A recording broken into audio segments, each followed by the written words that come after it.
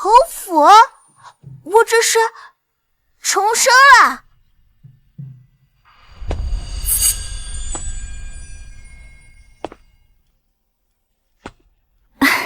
安安醒了，感觉好点没有？娘，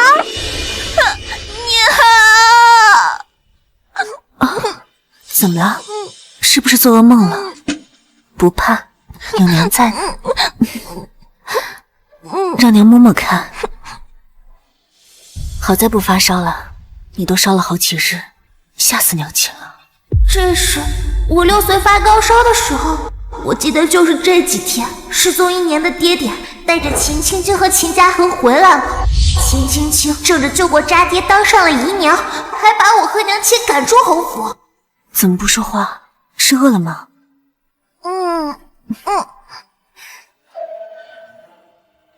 既然老天给了我重来一次的机会，我一定要保护好娘亲，不让娘再受任何的欺负。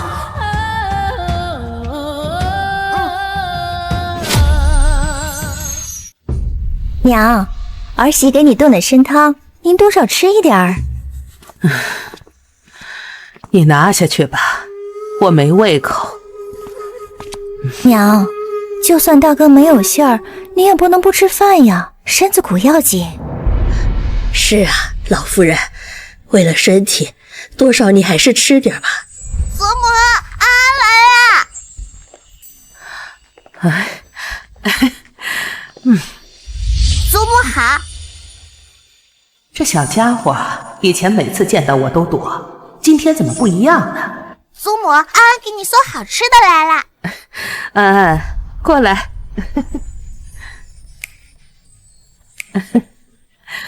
给祖母带什么好东西呀？当然是会让祖母开心的好东西啦。真的要给祖母吃这种臭乎乎、黑黢黢的东西吗？娘亲，你要相信我，祖母会喜欢的。前世我身体不好，常年卧床，娘亲为了照顾我闭门不出，导致我们母女俩在府中无依无靠。这一世我要在渣爹带着那对孤侄回来前，给我娘找一个靠山。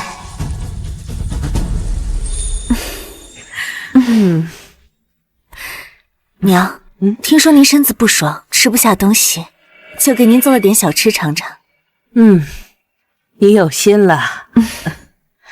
没想到这孟氏这么有心机，平日里闭门不出，转头就带孩子来讨好老夫人。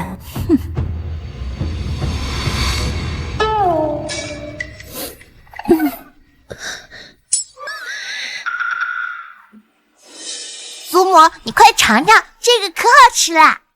沈石安，你在胡闹什么？居然把这么臭的东西拿来给老夫人吃！沈石安，你在胡闹些什么？居然把这么臭的东西拿来给老夫人吃！这个叫臭豆腐，闻起来臭，但吃起来可香了，是我娘亲手做的，祖母你一定会喜欢的。没人知道，出身名门的沈老夫人祖籍是潇湘人，来京城这么多年，最想念的就是臭豆腐。这是你亲手做的？安安也有帮忙哦，祖母快尝尝。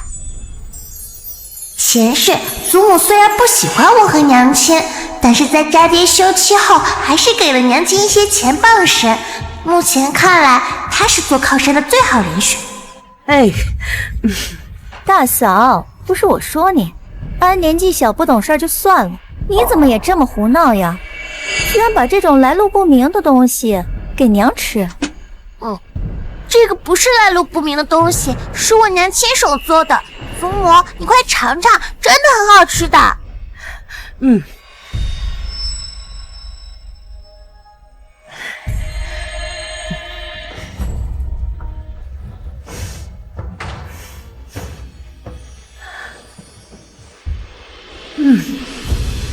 自从离开家以后，我便再也没吃过这个味道，没想到今天还能再尝到。味道不错。难为你还专门学了这个。祖母，你以后要好好吃饭，照顾好自己的身体，要不然我和娘该担心了。你这个小家伙，居然还管到祖母的头上来了。哎呀，娘，我这参汤呀炖了足足3个时辰呢，来，您快尝尝。我已经吃过东西了，这个就放这儿吧。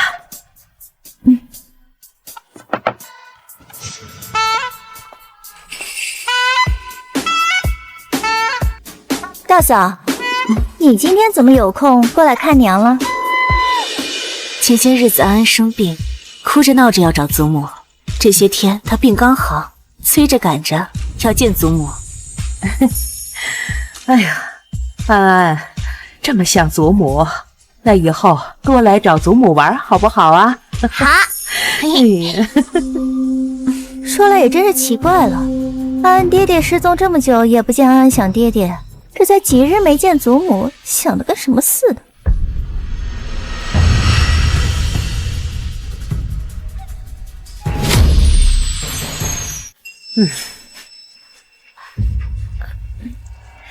娘，我也是一时口快，您别生气啊。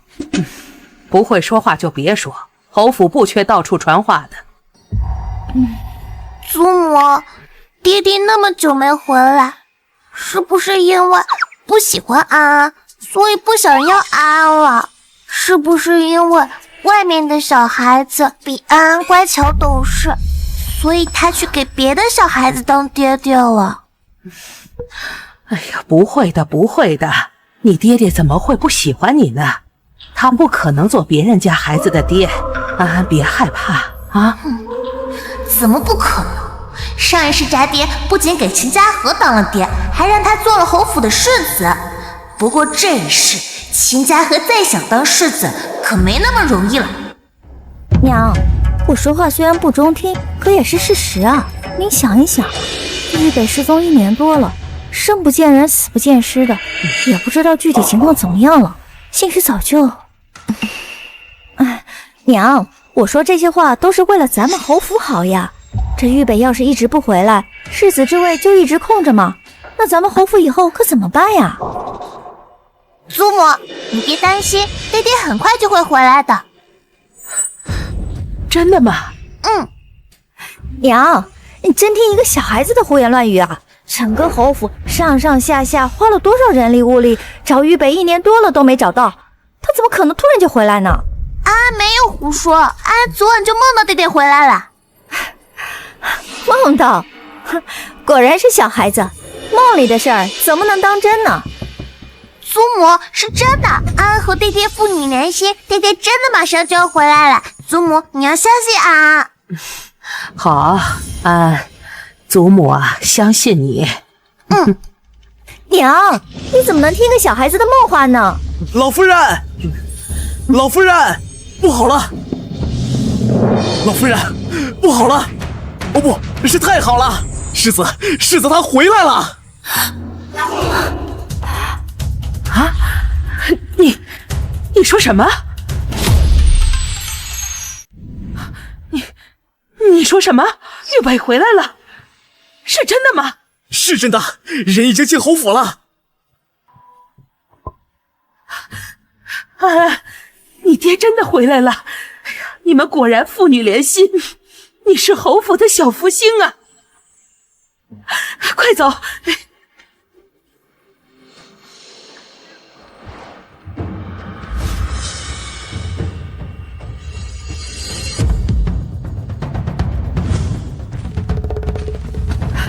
玉北，我的儿，你终于回来了。娘，孩儿不孝，让您操心了。快起来，回来就好，回来就好啊！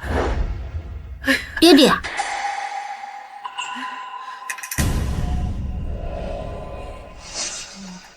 祖母，爹爹，他真的有别的孩子了？不是的，不是的，别多想。玉北，他们是什么人？娘，这位是青青，孩子的救命恩人。还有这位，他是青青王兄的孩子，但他现在是我的义子。沈夫人，我不过是恰巧路过，救了沈大哥一命，算不得什么救命恩人。而且当时的情况，就算是任何一个路人也不会见死不救的。祖母，爹爹还是有别的孩子。安安，别哭啊，不过是义子，你可是你爹亲生的女儿，还是最疼爱你的呀！啊，娘，孩儿还有一件事情想求娘成全。这青青带着孩子孤苦无依，孩儿想要娶她。姨，谢谢你救了我爹爹，我和我娘和祖母都非常感谢你，你是我们侯府的大恩人，安一辈子都会记得，会好好报答你的。安安，爹爹在说话呢，谁让你插嘴的？爹爹刚才说的话我都听到了，可是姨救了你，是我们侯府的大恩人，爹爹怎么能让救命恩人做妾呢？我什么时候说让青青做妾了？本朝可是不允许娶平妻的，爹爹既然已经娶妻，再娶也只能是妾，让救命恩人做妾，爹爹怎能如此忘恩负义？平青青，上世你靠着救命之恩加入侯府，这一世我偏要让你嫁不进来。娘，孩儿的意思。好了，秦小姐、秦公子，你们两个舟车劳顿，先下去休息吧。秦小姐、秦公子，您这边请。你先去吧。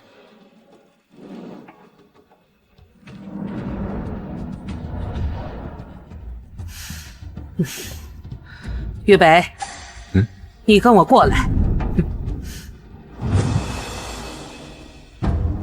哼，给我跪下！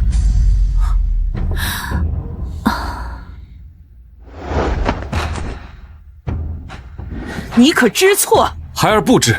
不知？你失踪1年，侯府上下日日为你担忧，可你一回来就要停妻另娶，你对得起孟慈，对得起安安，对得起列祖列宗吗？娘，青青她是我的救命恩人，她温柔善良，这侍妾的身份简直折辱了她。不过是平妻，我又没说要休了孟氏。成何体统？认个义子罢了。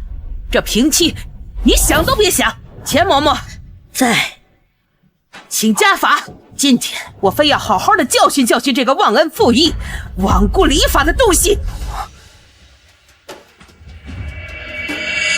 30遍，给我狠狠的打，让这个浆糊脑袋清醒清醒。得罪了大少爷。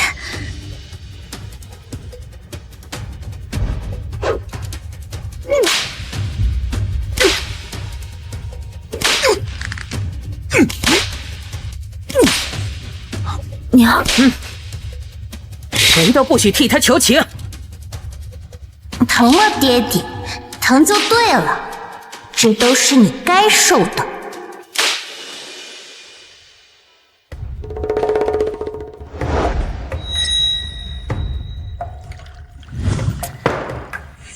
嘉禾，你不是告诉过我，那个沈世安从小就体弱多病，在侯府不受待见的吗？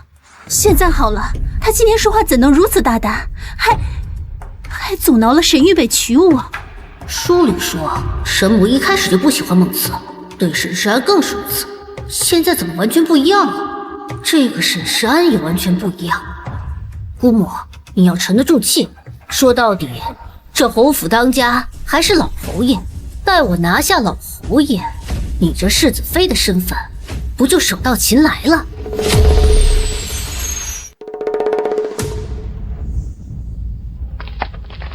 书中说过，老侯爷痴心剑术，每日都会来靶场晨练，终于是让我等到了。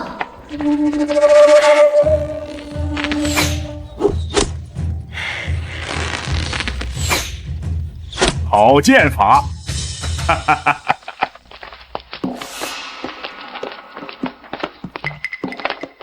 小小年纪就有这样的身手，真是难得呀。见过侯爷，晚辈不知您在此，贸然闯入靶场，还请您恕罪。无妨。你是跟人谁学的射术啊？你小小年纪能有这般准头，实属难得呀。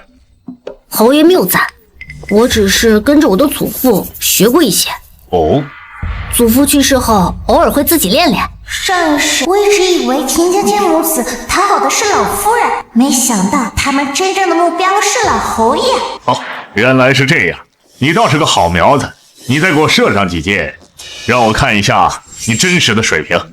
这如何？晚辈技艺粗浅，怕在侯爷面前献丑。无妨，你尽管射就是，我也可以给你指点一下。那就要多谢侯爷了。祖父，嘉禾哥哥，你们这是在射箭吗？我也要来。这就是玉北的女儿安安，小时候一步三咳嗽闭门不出，现在瞧着倒是比先前精神多了。你就是安安吧？祖父怎么不知道你还会射箭呢？我是跟祖父学的。哦，祖父什么时候还教过你射箭？祖父什么时候还教过你射箭？我之前偷看您在后院练剑，您拉弓的样子可威风了。我学着您的动作，自己在家偷偷练的。哈哈哈哈！你这么小的个子，能拉得动弓吗？哼，祖父小看人，我肯定能拉得动。而且我还要和嘉禾哥哥比赛，我一定能赢他。哈哈哈哈！我们安安这么厉害呀！嘉禾哥哥的剑术是他祖父教会的，我的剑术呢是靠祖父练会。我的祖父比嘉禾哥哥的祖父强，所以我一定比嘉禾哥哥厉害。好，那你就和嘉禾比试一局，你们两个谁赢，祖父就把这张乾坤弓奖给谁，好不好？好机会！这乾坤弓不仅是皇帝御赐，还是侯爷的心爱之物。只要我能赢下这把弓，侯府再没有人敢轻看我。安安妹妹年纪小，又是女孩子，我理应让着她。不如让妹妹多射2箭，最后我们比总分数，这样才公平。不行，比赛就要公平，我不要哥哥让着我。我们每个人都射3箭，谁的分数高谁就赢，这样才公平。好，不愧是我沈家的孩子，小小年纪就有这般气度。那这样，就按安安说的来，你们每人各射3箭，以总分数定输赢。哎，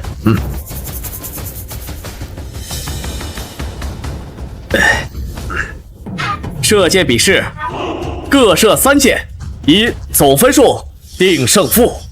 比试开始。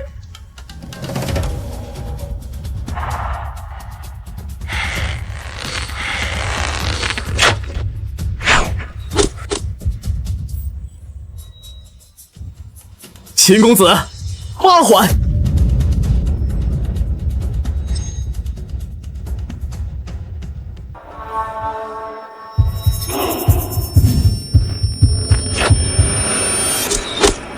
小小姐，5环。这个连弓都拉不稳的小丫头，也敢跟我比，真是不自量力。安安，没关系，你还太小，这张弓也不适合你。日后祖父找一张小弓，再好好教你。妹妹，不如你多射1箭。身体变小了，还是有点不顺利了。不，说好了公平竞争，3箭就是3箭。小丫头倒是个倔脾气。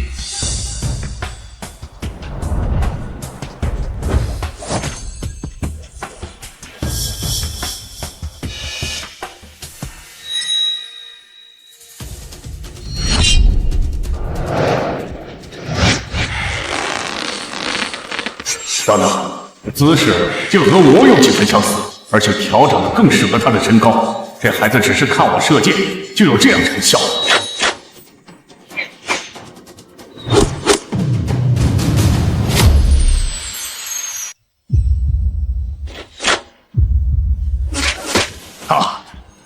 9环，9环不可能，巧合，这绝对是巧合。她一个连弓都拿不稳的小丫头，怎么可能射出9环的成绩？好，哈哈哈哈哈！安安，你小小年纪就有这样的剑术，简直是天纵奇才呀！那是当然，也不看看我是谁的孙女。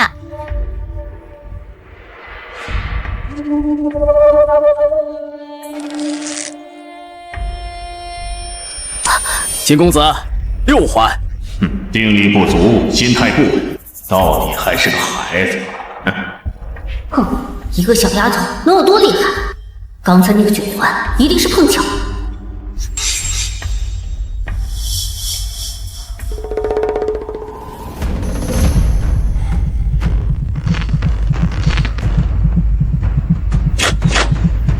齐公子，九环！除非你最后一剑能射出10环，否则这乾坤宫我势在必得。居然这么快就稳住了心态，这个孩子也不一般呐，射得好！你有这样的天赋，乾坤宫到你手里倒也合适。侥幸而已，妹妹也很厉害，以后多练习也不一定比我差。祖父，我还没射呢，乾坤宫还不一定是他的。阿安呐，你如果想赢这一剑，一定要正中靶心，你能做到吗？可以的。好，那就射。安安妹妹，你小小年纪，偶尔能射出一个9环，已经很厉害了，不用为了出风头说大话。哥哥，你要是不信的话，不如和安安打个赌。要是我正中靶心的话，你要承认我比你更厉害，而且要给我当大马骑一圈。怎么，哥哥，你这是不敢吗？难不成是怕输？谁怕了？赌就赌。好啊，这可是哥哥说的。祖父，你也听到了，你要给我们俩作证。好。祖父给你们作证。哼，年纪不大，口气倒是不小，我就不信你真能射中靶心。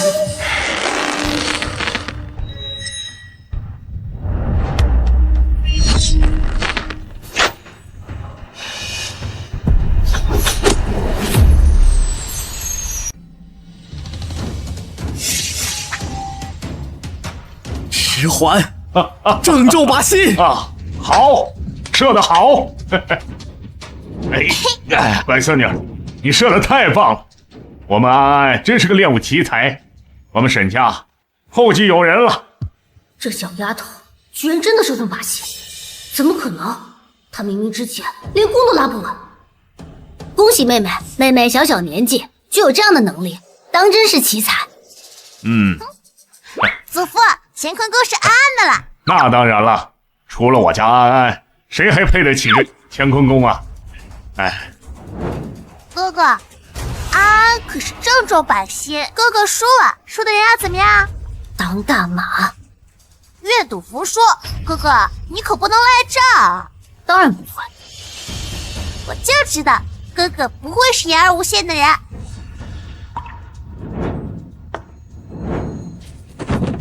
沈石安，今日我受到的屈辱，有朝一日我一定会100倍1000倍让你偿还。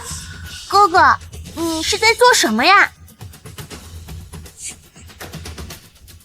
哥哥，你可是客人，哪有让客人当大马的？安安给你开个玩笑。哥哥，你怎么还当真啦？妹妹还真是幽默。你刚才答应的赌约可要说话算话哦。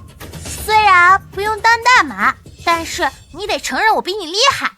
那是自然，妹妹剑术超群，我自愧不如。能力强却不傲气，懂礼貌还知进退，真不愧是我的好孙女。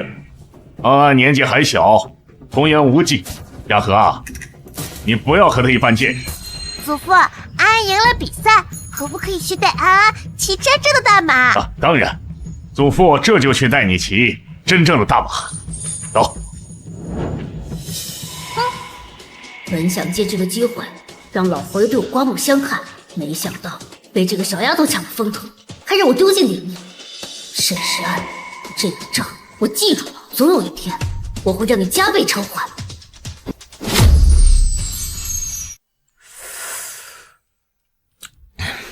祖母，安安来了。哎呀，怎么弄得满身汗呢？我和爷爷在后院练剑，我正中靶心2次呢。哟，好，好，好，不愧是我们侯府的女儿。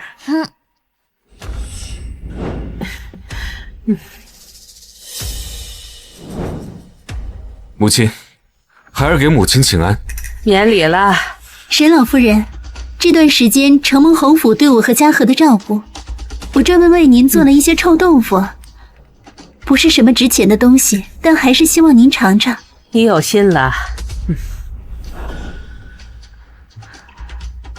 书里明明说神母最喜欢的就是臭豆腐，现在怎么看起来不像啊？难不成是我记错了？再喜欢的东西，经常吃也会腻的。自从知道祖母喜欢吃臭豆腐，厨房隔三差五的来做，祖母早就没那么喜欢了。秦家和就算知道祖母的喜好又如何？这一世你们可没那么容易讨得祖母欢心。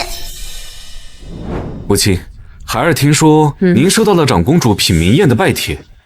是的，哎，你问这个做什么？我记得你一向不喜欢参加这些宴会。母亲，是这样的，这嘉禾刚来京都没多久，没见过什么世面，孩儿想让母亲带着嘉禾去长公主的品茗宴，长长见识。长公主举办的品茗宴，那不是上一世秦家和获得逍遥大师赏识的地方吗？就是因为得到了逍遥大师的青睐，秦家和在侯府的地位水涨船高，连带着秦青青也鸡犬升天。母亲，青青可是我的救命恩人，咱侯府不能连这点小小的要求都不满足吧？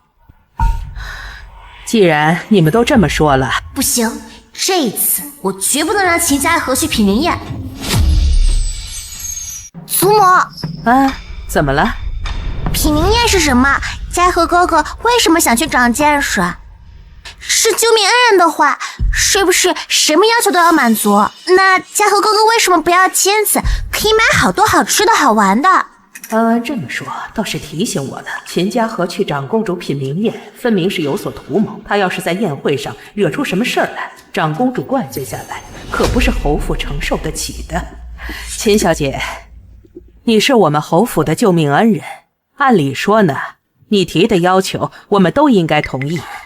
只是长公主的品茗宴非同小可，若是她不同意，我也不能贸然带你前去啊。母亲，不就是多带2个人去品茗宴吗？长公主一向大方，不会为此事计较。你说不计较就不计较，你又不是长公主，你怎么知道她不计较？怎么回事？不该是这样啊！沈老夫人怎么不愿意带我去参加品茗宴了？难道是因为臭豆腐没送出去？不，还有这个小丫头。要不是因为她突然说话，沈老夫人早就同意带我去品茗宴了。沈老夫人，我想去长公主的品茗宴，是为了长长见识，没想到让您为难了，真是对不住啊。是啊，沈老夫人，这一切都是青青的错。青青自知身份不配去长公主的宴席，却还是贸然的提出要求。你可千万别因为我和玉北哥哥起了争执，那青青才是难辞其咎啊。青青，你别这么说。母亲，这不过就是一件小小的事情而已，您何必这么为难他们呢？你这是说的什么话？我不过是不想带他们去宴会，就是为难他们了。长公主的拜帖是给侯府的，他们与侯府无亲无故，本来就没有资格去。祖母，那安安可以去吗？当然了，你是侯府的嫡长女，当然有资格去啊。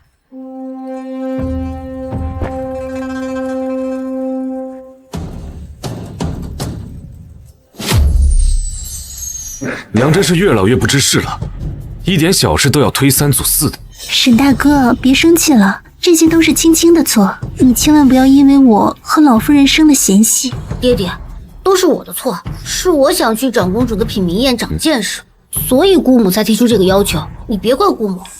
好孩子，我怎么会怪你姑母呢？青青，没关系的，我再去找长公主要张请帖就好。你是我的救命恩人，不过是想参加个宴会，这没什么好为难的。还是算了吧，沈大哥，要是让老夫人觉得我挟恩图报就不好了。再说了，我当时救你的时候也没想过要你报答。知道，没关系，你和嘉禾在这等我的好消息。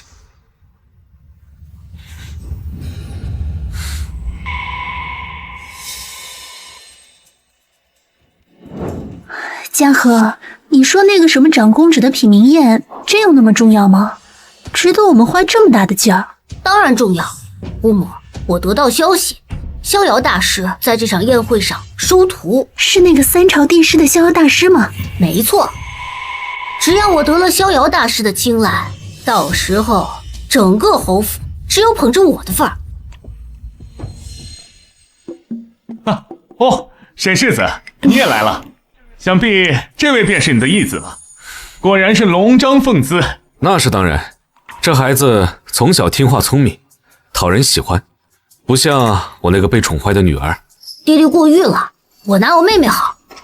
聪明勤奋，还谦虚有礼，怪不得您喜欢。而且听说您这义子还弓马娴熟，连老侯爷都时常指点他剑术。那是当然，这家和颇有天赋，我父亲时常带他一起练习，常常夸他剑术好。父亲记错了吧？祖父时常夸剑术好的人，明明是我。嘉禾哥哥，你难道忘了上次我和你比拼剑术的时候，最后是谁赢了？你还有脸说？你嘉禾哥哥是看你太小，有意让你赢一局。你可倒好，整天把此事挂嘴上，一点儿也不知道谦让。爹爹，你又没在现场，你怎么知道是钱嘉禾让着我呢？而且现在钱嘉禾就在你旁边，你为什么不问问他到底有没有让着我？我还用问吗？你一个小孩子还没有功高，要不是嘉禾哥哥让着你，你能赢？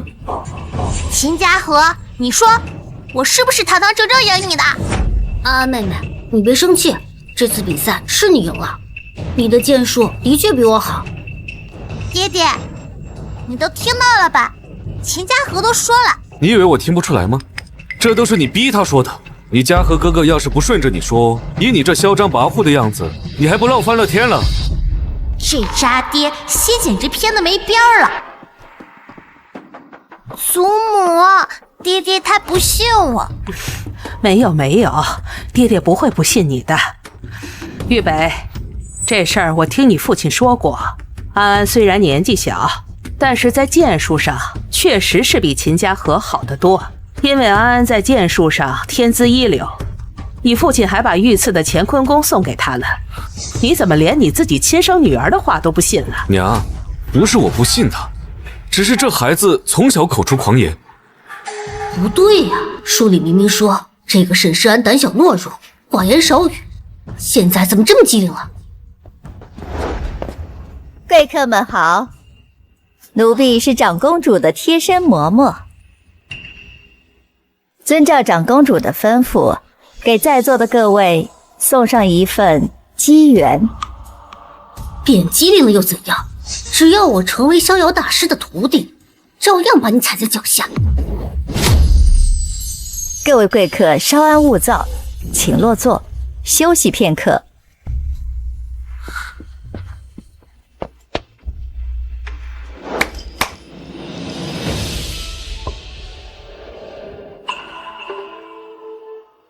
这群是逍遥大师的探云溪，好眼力！这正是逍遥大师的名琴探云溪。大师苦心钻研琴技多年，如今一身衣钵无人继承。今日这品茗宴也是逍遥大师特意嘱托长公主所举办，为的就是在众多才俊中挑选出一位合适的继承人。逍遥大师可是古琴界的泰斗，有多少人挤破头都想拜他为师，都被拒绝了。如今他居然主动收徒。你是有所不知啊，这个逍遥大师不仅学识渊博，而且天文地理更是无所不知。圣上更尊他为帝师，自然也高于顶，怎么可能会轻易收徒呢？上一世秦家和就是靠着逍遥大师的关系得到了皇帝的青睐，在侯府地位水涨船高，后来甚至把我和我娘赶出了侯府。这一世秦家和休想成为逍遥大师的徒弟。逍遥大师所提的条件很简单，在座的各位只要能用这把琴弹奏出逍遥大师创作的名曲《凤求凰》的，就能成为逍遥大师的弟子。这也太简单了吧，只要弹上一曲就能成为帝师的徒弟，说不定还能被陛下所青睐呢。这个可不简单，《凤求凰》可是逍遥大师的成名曲，曲调繁复多变，指法更是精妙绝伦，没有点功力是弹不出来的，无非是徒增笑料罢了。各位有想上来试一试的吗？晚辈不才，愿意一试。你是？我是沈家沈世子的义子，秦家和。请。玉北，他怎么上去了？他会弹琴吗？母亲，嘉禾他琴技出众，定能被逍遥大师收为徒，为我们侯府增光添彩。我倒不奢望他为侯府增光，别给侯府丢脸就行。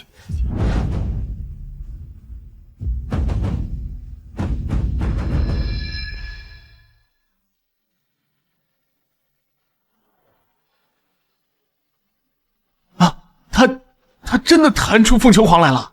余音袅袅，绕梁3日而不绝啊！沈将军，您这位义子琴技一流啊！过奖了。这可不是过奖了，我看未来逍遥大师的弟子非他莫属了。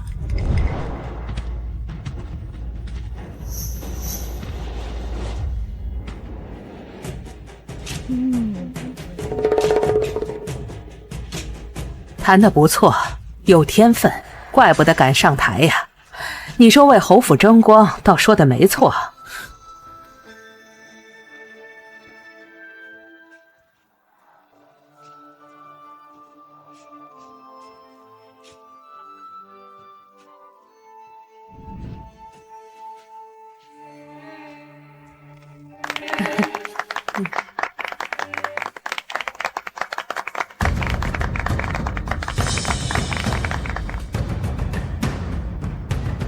这首《凤求凰》，我可是专门找名师指点，练习了好久呢。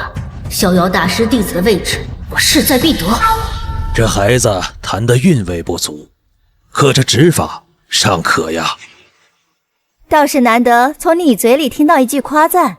是我要求太高了，我看这世上是没有人能把凤求凰完美的弹下来。这孩子的天资尚可，如果我收他为徒，悉心教导，假以时日，或许能成。这是我的玉佩，送给那个弹琴的孩子，我收他为徒了。除了逍遥大师之外，我再也没有听过如此奇妙的音律了。就是弹得太好了，此曲只应天上有，人间难得几回闻呐。秦公子，逍遥大师觉得您琴技出众，愿意收您为徒，这是信物，请您收下。多谢逍遥大师。弹得这么差，也能当逍遥大师的弟子吗？沈石安，你在胡说什么呢？安安妹妹，你没弹过琴，不知道其中的关窍，以后哥哥再慢慢教你。我不用你教，我会弹琴，而且弹得比你好多了。安安妹妹，我知道你是嫉妒我得了逍遥大师的玉佩，才故意贬低我的。可你这样不懂装懂，只会惹人厌烦，还会给侯府丢脸。沈石安，连逍遥大师都说嘉禾哥哥琴技出众，你还在这里贬低他，真是小肚鸡肠。就是，这位小公子琴技连逍遥大师都赞赏，要不然也不会收他为徒。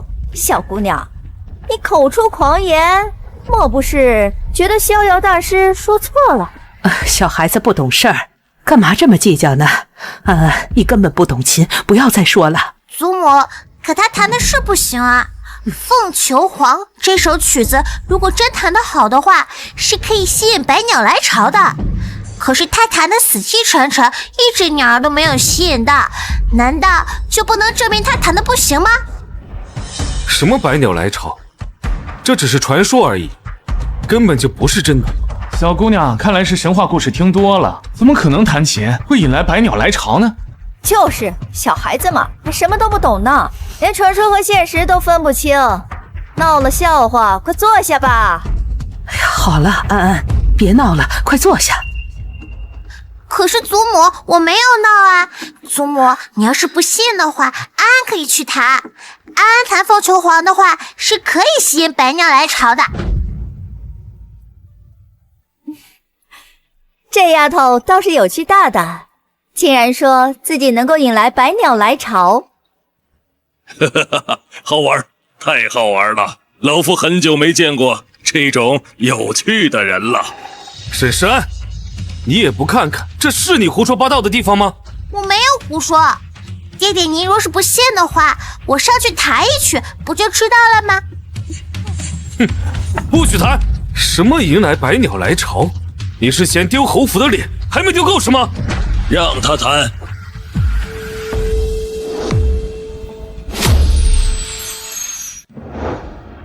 长公主，逍遥大师。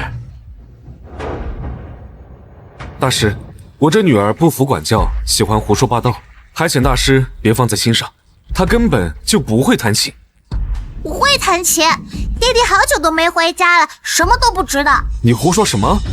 你什么时候会弹的琴？我说我会射箭，爹爹不信。我说我会弹琴，爹爹也不信。难道在爹爹眼里，就只许秦家河什么都会，样样都比我强吗？小小年纪口无遮拦，难道世子妃就是这么教你的？不劳父亲费心了，我娘把我教养极好，她还教了我很多。想等父亲您回来给您看，可您回来之后，眼中就只有秦青青和秦家河，根本就没有我和娘亲，自然什么都不知道。我怎么瞧着沈世子相比自己的亲生女儿，更爱那个义子？哼，你是有所不知啊，他义子啊是他救命恩人的侄子。听说他那个救命恩人长得可是如花似玉，性情贤淑，沈公子肯定是英雄难过美人关呢。他俩要是没什么，谁信呢？怪不得对义子比对自己亲生女儿还好，原来呀是看上人家姑母了。是祖母没有考虑周全。爹爹，安安妹妹想弹，就让她弹吧。反正我成了逍遥大师的弟子，已经给侯府挣足了脸面，她丢一点没关系的。嘉禾，还是你听话懂事啊。沈世安越丢脸，越能对比出我的出色。两相对比之下，侯府更看重谁？这不是显而易见的吗？逍遥大师，若是我能吸引到百鸟来巢的话，是不是证明我比嘉禾哥哥厉害？您给我的礼物也会比嘉禾哥哥更多呢？你可以弹，你要弹好了，我给你的礼物，那绝对是这个。好，那一言为定啊。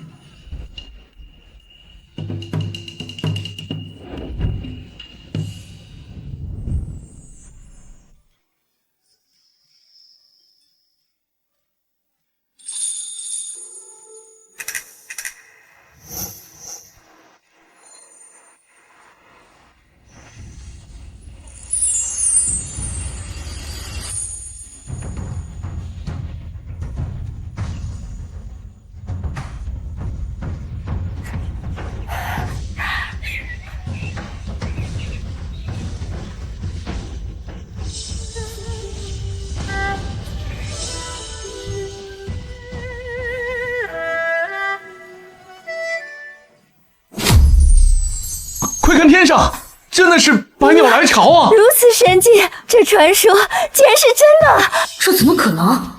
书里明明没有这些情节，他怎么会弹得比我还好？好，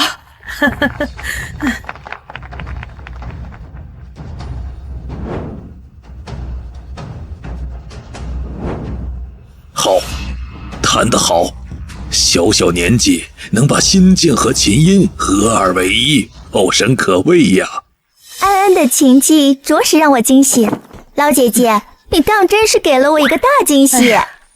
安安向来聪慧，今日能够得到大师和长公主的称赞，着实他的造化呀。愿意跟老夫学琴吗？安安若是拜师，大师说好的礼物是否会赖账？小滑头，老夫答应你的礼物是不会有错的。来人，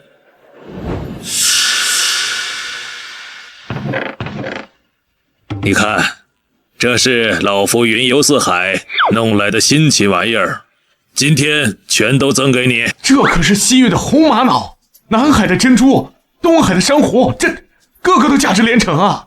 逍遥大师出手果然阔绰，这小姑娘好福气啊！是啊，既然如此，那安安就收下了。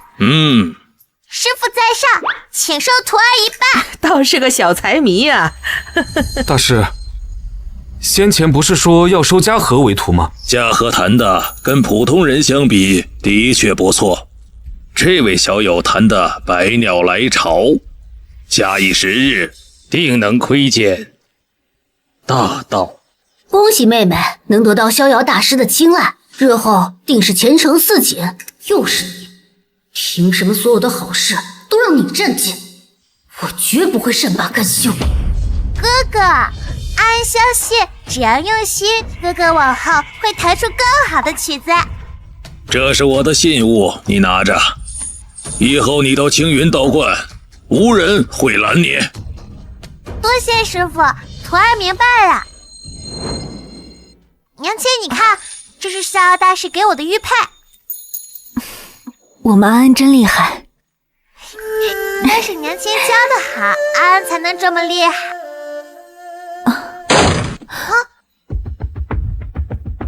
夫君你看，这是咱们安安得了逍遥大师的青睐呢。沈世安，你好大的本事啊！多谢弟弟称赞，我能得到逍遥大师的青睐，本事自然不小。你真以为自己厉害？要不是因为你是侯府嫡女，逍遥大师会收你为徒吗？夫君莫不是误会什么了？逍遥大师不是什么趋炎附势之人。我误会，明明是他仗着大小姐的身份抢了嘉禾的拜师机会。这明明是我凭自己的琴技赢来的，怎么在爹爹嘴里就变成了抢嘉禾哥哥的机会呢？爹爹为了一个外人就这么指责我？外人？嘉禾那可是我的义子，算什么外人？倒是你，抢占了本该属于嘉禾的机会，那就该还回去。这名额是安凭真本事赢取来的，断没有拱手让人的道理。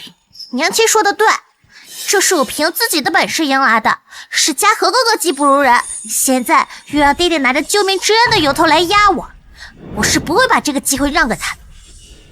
我看你就是被一点小小的成就冲昏了头脑，完全不顾这侯府的颜面，连最起码的报恩之心都没有。你娘就是这么教你的？娘教我非其有而取之，不可以不是自己的东西却去拿，这是不可能的。这道理安安都懂，难不成爹爹还不如安安？你娘还曾教过我，君子求诸己，小人求诸人，只有小人才会将问题归咎于他人。爹爹此举与小人又有何区别？孟慈，这就是你教出来的好女儿？爹爹过誉了，祖母也曾说过安安是个读书的好苗子，倒是爹爹要读一些书了，要不传出去该让人笑话。你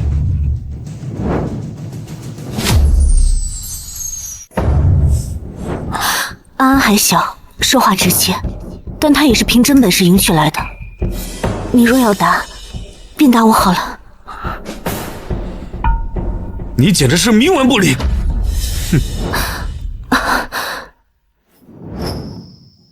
安安没事吧？有没有被吓到？娘亲，爹爹没有不喜欢安安，只是爹爹刚回家，还和安安不熟悉。况且他心里还记得秦小姐的救命之恩呢，一时糊涂罢了。等再过些日子，爹爹跟安安熟悉了，自然就会知道安安的好了。到时候肯定会疼安安的。我们安安这么乖，没有人会不喜欢的。看样子娘亲还爱着爹爹，那我就要好好努力，让他们二人重归于好。那娘亲，我们明天一起做爹爹最爱吃的银耳羹和桂花糕给他送去，这样他就会知道安安和娘亲有多想他了。好，都听我们安安的。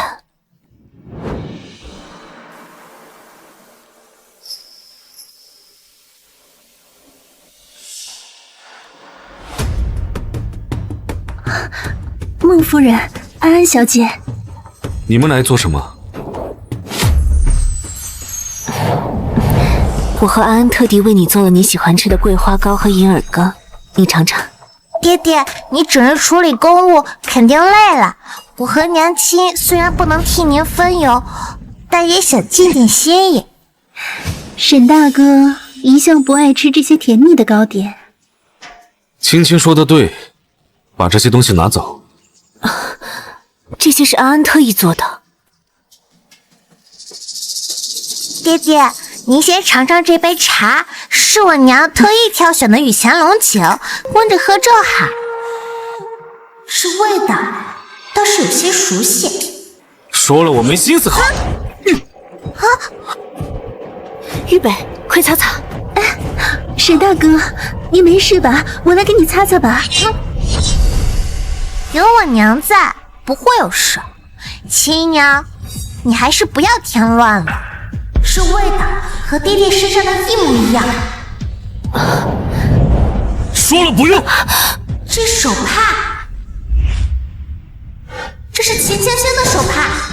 成事不足败事有余的东西，把这些东西拿走，把东西拿走。玉北，我出去，都给我出去！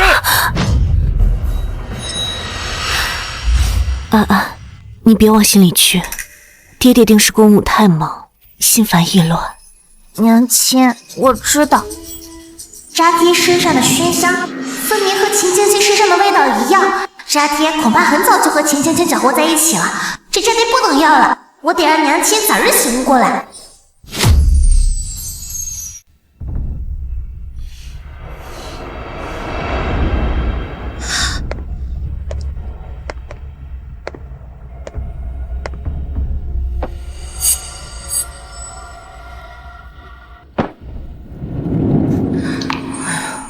安安来了。祖母，你怎么了？是不是哪里不舒服？没什么，都是被你那个糊涂爹给气的。娘亲说了，头疼的时候按这里会轻松些，我力道轻，不会弄疼您的。祖母，你要不也试试？我们安安啊，真的是一个懂事的孩子呀，比你爹强100倍。要是你爹有你一半明事理，也不会把我气成这样。爹爹，难道又惹祖母生气了？他何止是惹我生气呀，他竟然让我去跟逍遥大师开口，要让逍遥大师一定收秦家河为徒。爹爹也来找过我娘了，让我让出拜师名额。啊？岂有此理！真是昏了头了！祖母，您别气，您别气嘛。爹爹是个重情重义之人，记挂着救命之恩，可能只是一时情急才说这话的。你不生你爹爹的气？娘亲让我体谅爹爹，而且娘亲还说了，秦姨和嘉禾哥哥在京城无依无靠，很可怜，让我多包容他们一些。哎呦，好孩子，你娘教得好，明事理，知进退，有侯府的风范呢。祖母，安安有个想法。啊？什么想法？说来听听。如果秦姨当了祖母的女儿，那秦姨就有侯府做靠山，不会孤孤单单，爹爹也就安心了。哎呀，你这孩子脑子真是灵光啊！哎呀，好，就按你说的办。钱嬷嬷，去叫秦小姐过来，说我有好事情告诉她。是。让我看看，救命恩人成了妹妹，你还怎么娶秦青青？老夫人，听说您找我。最近在府上住的还习惯吗？谢老夫人的关心，侯府的下人十分周到，青青住得很习惯。习惯就好，不过你带着嘉禾无名无分的住在侯府，这样对你的名声不好啊！你是我们侯府的恩人，哪能让你受这种委屈啊？老夫人，青青不是有意给侯府找麻烦，是当时看沈大哥一个人回京，实在是不放心，青青这才跟了上来，绝对没有多余的心思。青青，这到底怎么了？沈大哥，你千万不要与老夫人产生什么争执，这些都是青青的错。娘，青青她是我的救命恩人，你怎么能如此苛待她？你哪只眼睛看到我苛待她了？我叫她过来是有好事情告诉她。好事？她都跪在这儿了，什么好事能把她吓成这样？秦姑娘已经到了相亲的年纪，你们这般拉拉扯扯传出去，外人怎么看她呀？娘，我早就说过了，我把青青留在府里就是为了报答她的救命之恩。我侯府的名声摆在这儿，外人谁敢随意乱说？我话还没说完呢，你着什么急呀？沈大哥，秦姑娘，我打算认你做义女，往后你就是侯府的大小姐。不行啊，娘，有何不妥啊？难不成你觉得侯府的大小姐身份配不上秦小姐？老夫人，万万不可！青青身份卑贱，怎可做侯府的义女？你救了玉北的命，自然是侯府的贵人，不过是个义女身份，你担得起？娘，这太突然了，儿臣觉得……你们不愿意认干亲，那即日起就送秦姑娘去城外的庄子住，不在京城，也少些流言蜚语。侯府自会保你们母子一辈子的衣食无忧。什么？你要把我的救命恩人送去庄子里？娘，这事要传出去，你知道别人会怎么说吗？他们会说我们侯府忘恩负义，到时候我怎么报答秦姑娘的救命之恩？哦，爹爹，你这话可不对。祖母要让秦姨娘做义女，让她做侯府大小姐，有这侯府撑腰，这不是更好的报恩吗？能让侯府做干亲，在京城也是有头有脸的。难不成你是看不起侯府？夫人，谢老夫人抬爱，青青愿做侯府的义女。那就敬茶吧。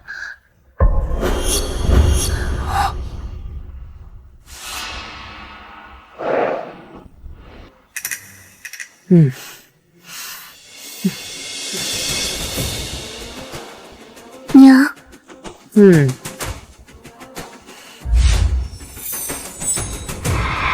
大嫂，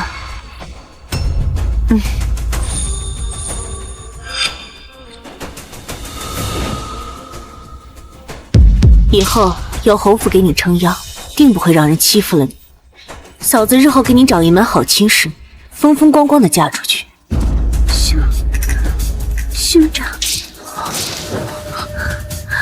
青青，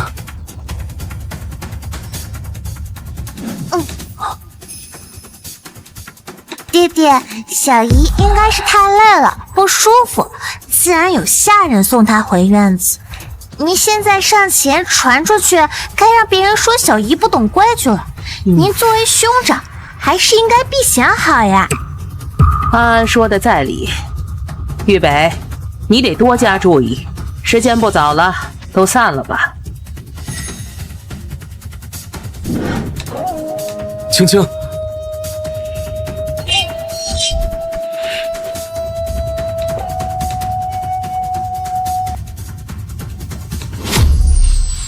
老夫人，依奴婢看，那秦姑娘和大少爷可不一般呢。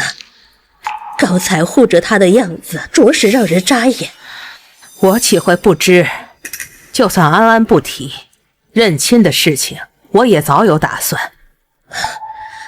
老夫人，你也看出来，一个想攀高枝的狐妹子，我见多了。左右她救过玉北的命，抬进屋里做个妾也不是不行。只是玉北太过于痴迷于她，一个带着孩子的农家女做平妻，让外人该如何看我们侯府啊？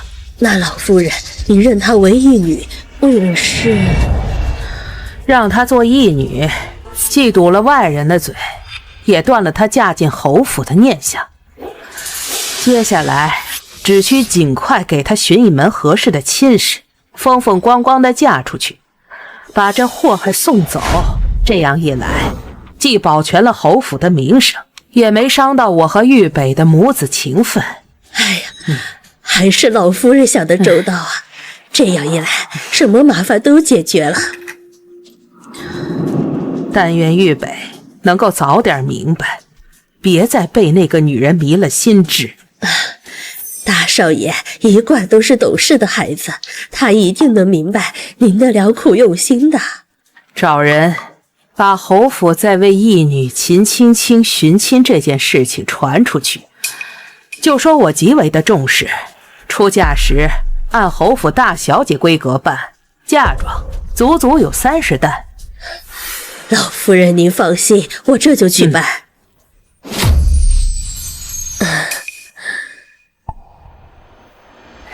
娘，您这是何意呀？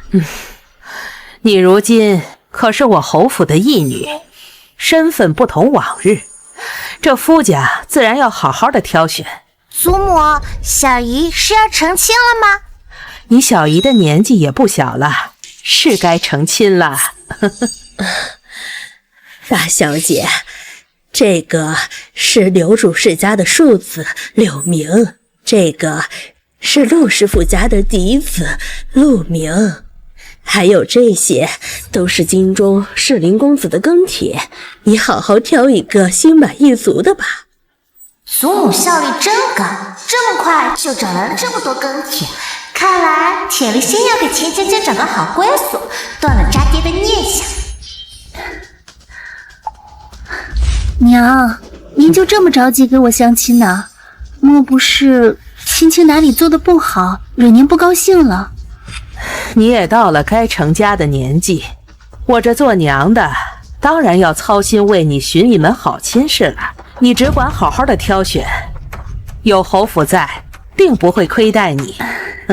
娘，其实我从未想过要成亲的，况且现在还有嘉禾，这嘉禾可是王兄特意托付给我的，我总不能丢下他不管呢。嘉禾有侯府照顾，你无需担忧。侯府既然认了你做义女，自然不会让你受委屈的。可是我这些公子都是京中家世清白的适龄青年，你回去好好的想一想，3日后给我答复。姑母，你怎么了？脸色这么难看，老夫人找你去做什么？嘉禾，老夫人把她的拜帖给我，说是要为我相看一门亲事，帮我嫁出去，这可怎么办？私务，6品的官职，主事9品的职位，这老太婆从哪里找的小官，这么着急把你嫁出去？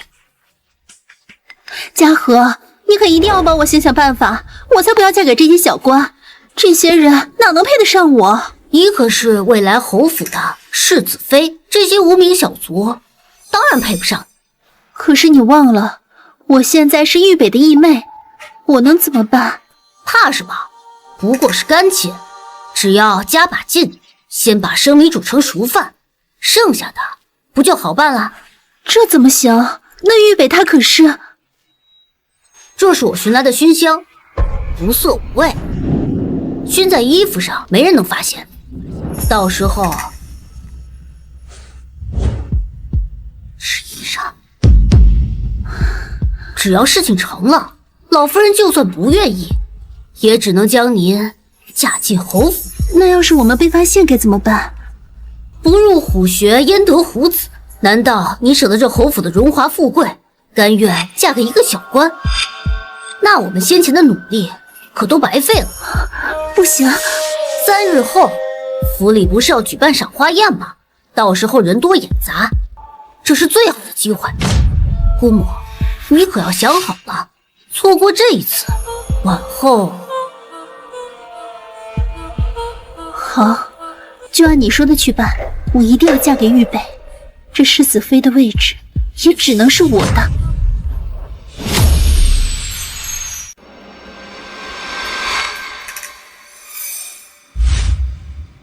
姑母，时候不早了，可别错过机会。这要是被发现该怎么办？富贵险中求，要是真能如愿嫁进去，以后你在侯府才能真正站稳脚跟。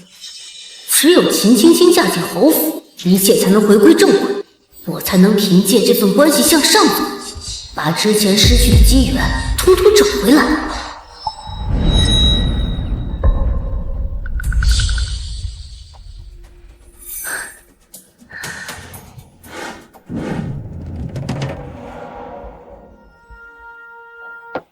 沈大哥，我看你最近公务繁忙，特意为你煮了些茶喝。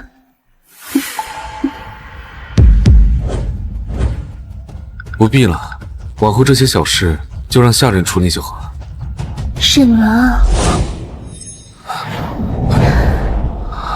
沈郎，青青，你这是做什么呀？我们现在是在侯府，你如今又是我的义妹，这堂上别人看见。沈郎，我千里迢迢跟你回京，可不是为了做什么侯府的义女。现在老夫人想要跟我相看夫家，将我赶出侯府，难不成就连你也想与我划清界限吗？沈郎，我知道你心里有我，我们两个是真心相爱的，难道你就舍得看我另嫁他人？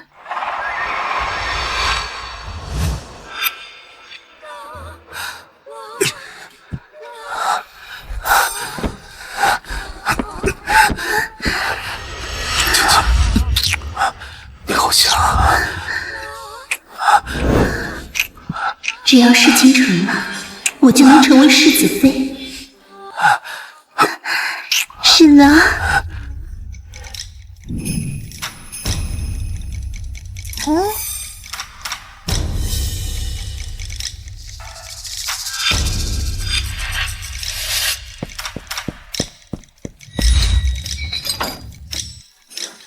这么迫不及待，自己搬好坑，那就别怪我给你们推下去。哼！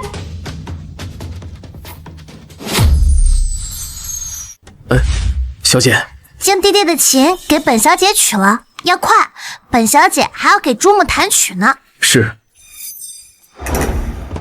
既然你们如此不知检点，那就让大家都好好看看。王家公子文武双全，性子又稳重，与我那义女倒是般配呀。沈夫人说笑了，能与侯府结亲是我们王家的荣幸，只是我这小儿子心有所属，我这个做娘的也不好棒打鸳鸯啊。喝水。去找找秦青青，今日来了这么多人，莫要让他做出什么出格的事儿。放心吧。祖母好。好，来。前些日子我听说你学了新曲子，今日弹来听听，让大家欣赏欣赏。祖母稍后片刻，我已经命令下人去爹爹书房取琴了。老夫人，老夫人，慌慌张张的成何体统？老夫人，我刚刚去世子的书房取琴，门打不开，发现书房里有搬动东西的声音，小的担心进贼了，特意来禀报。爹的书房里有许多重要的机密文件，若是被贼人盗走，那可就糟了。快去看看怎么回事，别真让贼人盗走了重要的东西。是。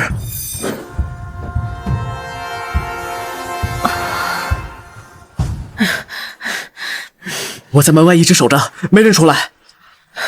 这难不成是贼人和世子？这李夫人脑洞开得好大呀！岂有此理！来人，把门给我撞开！撞呀！哎呀！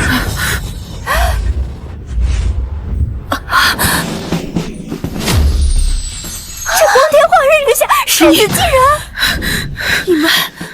你们在做什么？让我看看这渣爹和这狐狸精！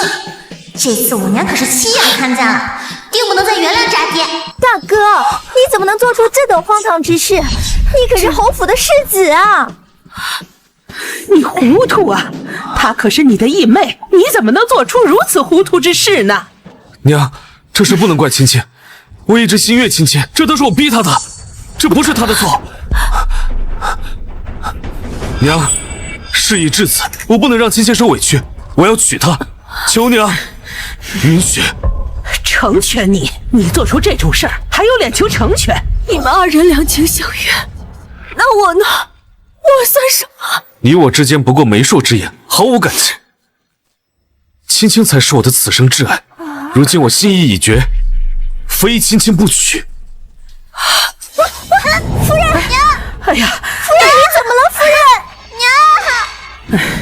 终究还是没有拦住，竟然闹成这个样子。阿慈怎么样了？回老夫人，郎中已经瞧过了，少夫人是悲伤过度晕过去了，现在已经醒过来了，就是精神很不好。罢了，既然醒了，喊她过来一趟吧。是，夫人。阿慈啊，今日书房的事儿你也看到了，玉北他糊涂啊，可他毕竟是世子，名声不能毁呀。本来我想收青青为义女，断了他的念想，可现在事已至此，只能退一步。您的意思是？你是正室，你大度一些，以你的名义把青青纳入玉北的房中做妾室，对外就说是你先前嫉妒青青，不愿让她进门，我才出此下策，认了干亲。娘，我苦等他6年，这侯府里里外外都是我在操持，如今他与姨妹搅在一起，却还要让我将他迎进门。阿慈啊，我知道这个事情委屈你了，可侯府的体面，玉北的名声，我不能不顾啊。他的名声不能毁，那我的委屈算什么？他进了府只会做妾，有我在，绝对不会越到你的头上去的。若我要是不肯呢？母亲，这青青是我的救命恩人，我与她心意相通，情投意合，这一个侧室的身份，简直辱没了她。辱没了他？这6年我为你操守侯府，难道我就不委屈吗？如今你一句心意相通，要将我置于何地？你不要在这里无理取闹，青青我已认定，便不会再更改。倘若你识趣，那咱们就按母亲所说，各退一步。你将青青引进门，这样，这侯家主母的位置还是你。6年前，洞房花烛夜，世子曾对天起誓，此生永不纳妾，若有违背，必五雷轰顶，不得好死。如今便是都忘了吗？那都是酒后胡言，你怎么就信了呢？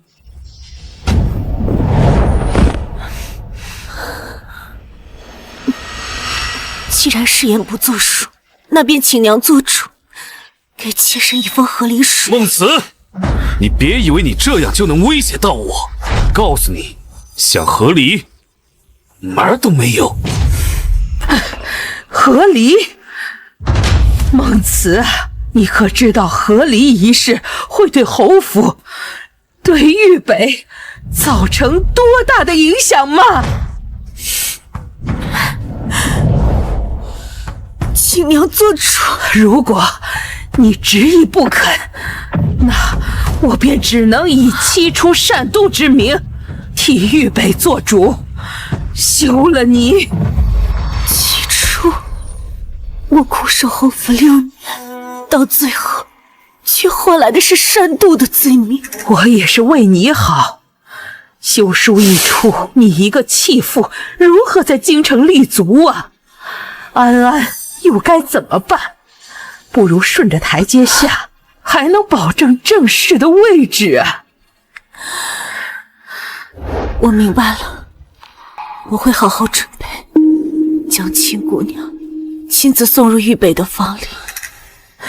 你能想通就好，今日你也累了，回去好好歇着吧。沈大哥，你回来了。娘有没有为难你？娘同意了，从今往后你就留在侯府，留在我身边。真的吗？那我们是不是就可以做夫妻了？娘说，让你以妾室的身份进门。妾室？你不是说只要能跟我在一起，无论什么身份你都愿意啊？是啊，沈大哥，青青出身微贱，能留在你身边已经是天大的福气了。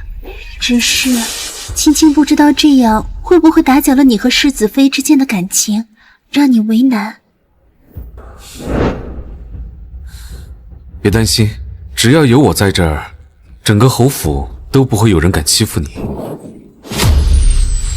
安安，如果娘带你离开侯府，咱们母女俩单独生活，以后可能再也见不到爹爹和祖父祖母了，你愿意吗？娘亲，我愿意。在我心中，娘亲是最重要的。只要和娘亲在一起，在哪里都愿意。我的安安，娘亲终于对渣爹彻底心死了。不过这还不够，侯府和渣爹如此欺辱我娘，我一定要让他们一笔一笔都还回来。娘，有安安在，什么都不用怕，安安会护着你的。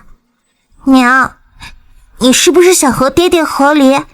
但是祖母没同意啊。啊，你怎么知道的？我听见你和祖母在堂屋说话了。娘亲，祖母心里最看重的，从来都是爹爹和侯府的爵位和名声，她不会真的让娘和离的。毕竟不管是休妻还是和离，都会坏了爹爹的名声，影响侯府的地位。我的安安，怎么这么懂事？娘，和离的事交给安安，我一定会和娘一起堂堂正正的离开侯府，还要带上侯府的万贯家财。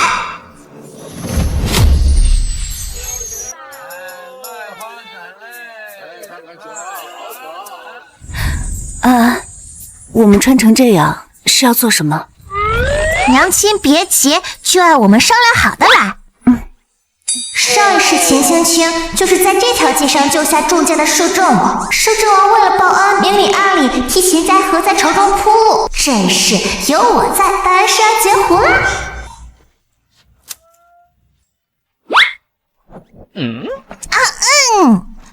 算姻缘，测前程，断祸福，一卦解你心头祸，不用问来，不用猜，生辰八字报上来，吉凶祸福我帮你拆。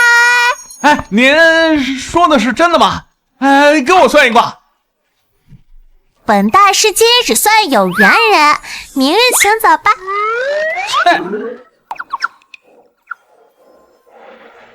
这就是摄政王，长得倒还挺帅，可惜当年遭到奸人所害，双腿残废。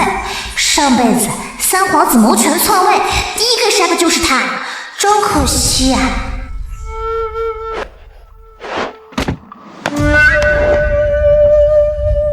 大胆！哎，别紧张，别紧张。本大师只是看这位公子气度不凡，却有黑气缠身，想帮他算上一卦。小小年纪就敢出来招摇撞骗，还不让开！这位施主，我观您天庭饱满，主官运，地阁方圆，聚家财，是大富大贵的面相。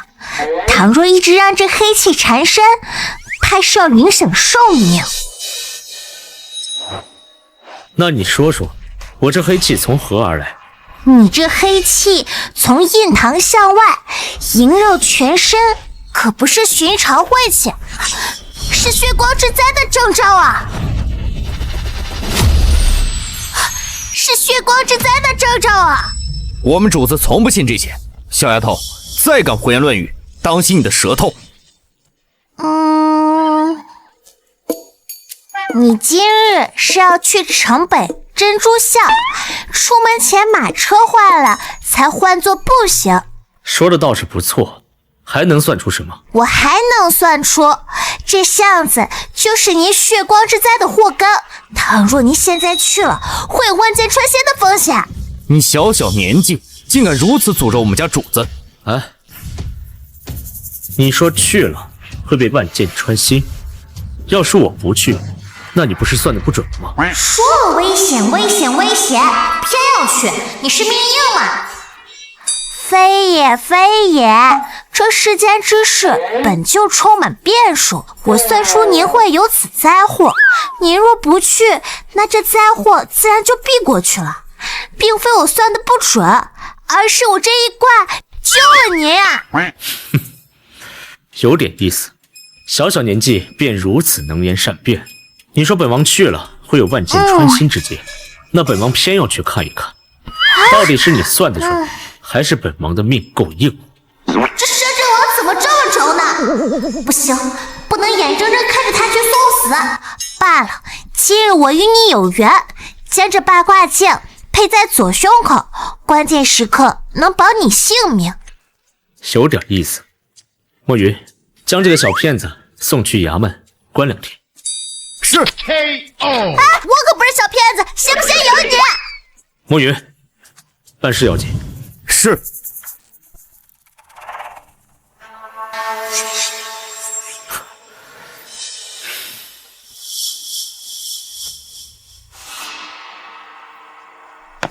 娘亲他不信我，他还说我是小骗子。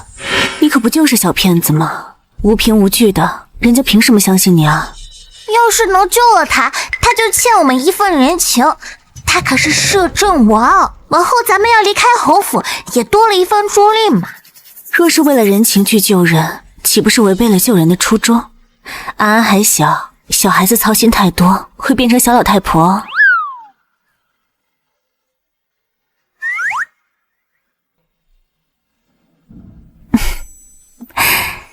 难得出来，娘亲带你去逛逛。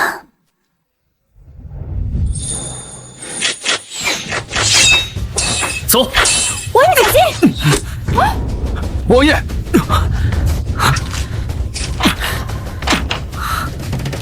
啊！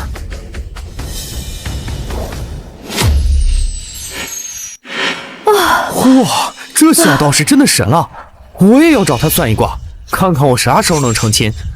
他可不是什么小道士，他是侯府的小小姐。啊！这侯府吃不起饭了，居然让一个孩子出来算命挣钱。不行，主子，刚那箭就是他射出来的。呸！要杀便杀，想从我嘴里套话，没门儿！墨雨，别以为这样我就会收，你就算杀了我，也休想从我嘴里得到一点消息。我背后的人不会放过你的。倒是个忠心耿耿的家伙，没什么本事，骨气倒不少啊。你这个杀人如麻的魔鬼，滥杀无辜，天打雷劈，不得好死。借你吉言，既然知道本王的名声，那就该清楚，落到本王手里，跟死了没什么区别。主子，不如直接杀了他，省得麻烦。杀了多可惜，既然嘴硬不想说，那便敲碎他的牙，拔了他的舌头，剁了他的手脚，丢到乞丐窝里。剁了他的手脚，丢到乞丐窝里。你们会遭报应的，我诅咒你们，诅咒你们不得好死。把我放开，放我走，我把我知道的都告诉你。这么快就招了？我还是喜欢你刚刚嘴硬的样子。你不想知道是谁吗？只要你不杀我，我全都说。你还没有资格跟本王谈条件。受死吧！看来你是真的不怕死。我不过烂命一条，能拉个王爷垫背，值了。三皇子到底给了你什么，值得你这么给他卖命？你怎么知道？这京城，本王不知道的事可不多。若他安分守己，本王倒也懒得理会。可他手已经伸到本王面前了，那就休怪本王心狠手辣了。主子，这人怎么办？刚刚怎么说的？照做便是。是。带走。王爷小心，有刺客！你是谁？胆敢在王爷面前放肆？这又是哪来的奇葩？一个个上赶着送死。你说他是刺客，那你是如何得知的？我既然说不出，那就视作同伙，一并送去大理寺，好好查查去吧。不行，我虽不知他具体身份，但他行径可疑，鬼鬼祟祟，定非善类。我也是一片好心的，王爷。好心？这京城最不缺的就是好心之人，空口无凭。你说他是刺客，可有证据？虽然我没有直接证据，可当时情势危急，我也是担心你的安危才冲出来的，还请王爷明察。担心本王？本王与你素不相识，你倒是说说，为何要担心本王？王爷天之骄子，国家栋梁，若王爷出事，天下大乱，我也是不忍看到这样的局面。好一个冠冕堂皇的理由！墨雨，把他带下去，好好审查一番。墨雨，把他带下去，好好审查一番。不行，王爷，我也是一片好心，你可要相信我。本王向来只相信证据，若你真的清白，大理寺自会还你公道。你不能抓我，我是侯府的义女，是沈世子魏过门的夫人。沈世子，沈玉北，沈世子不是6年前已经娶妻生子吗？何来魏过门的夫人一说？我真的是侯府的义女。这令牌倒是精细，可是仅凭一块令牌就要本王相信你说的话，未免太过儿戏了。王爷，我真的是一片好心。王爷面前，请让你放肆。王爷，我真的是为了救你，若是刚刚没有我，这刺客恐怕已经伤到您了。放屁！区区一个刺客，怎么可能伤得了王爷？邀功请赏的我见过不少，这么蠢的我头一回见。我只是太担心王爷的安危了。担心本王？倒是能找到一个冠冕堂皇的理由。来人，把他带下去，好好审查一番。不要！王爷，我知道错了。王爷，此人怎么办？关他一会儿，晚一点送去侯府。刺客真是侯府派来的？刺客是三皇子的人，先不论侯府有没有参与，但这个女人的确是侯府的人。这老侯爷一生精明，怎么给沈世子找了这么传的女人？京城传闻，沈世子离家多年，带回一个女子，说是他的救命恩人。侯府为了报恩，便把她收作义女。可他说她是沈世子魏过门的夫人。夫人，只不过是下药爬上了沈玉北的床而已。凑巧那天侯府举办宴席，被人撞破，侯府碍于颜面，便对外声称把她纳作沈玉北的妾。这侯府真是天天热闹非凡呀！王爷，这京城里还有什么是你不知道的吗？把这刺客给三皇子送去。这清闲日子过多了，居然敢把手伸到本王的面前来。是。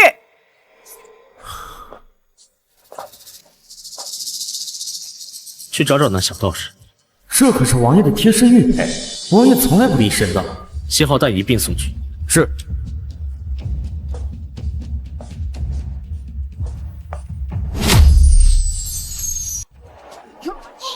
娘姐，糖葫芦皮肤里的甜，下次我们还来买好不好呀？好，下次娘亲还带你来。沈小姐留步。世子妃不必担心，在下没有恶意。王爷交代在下将玉佩转赠给沈小姐。王爷怎么知晓我的身份？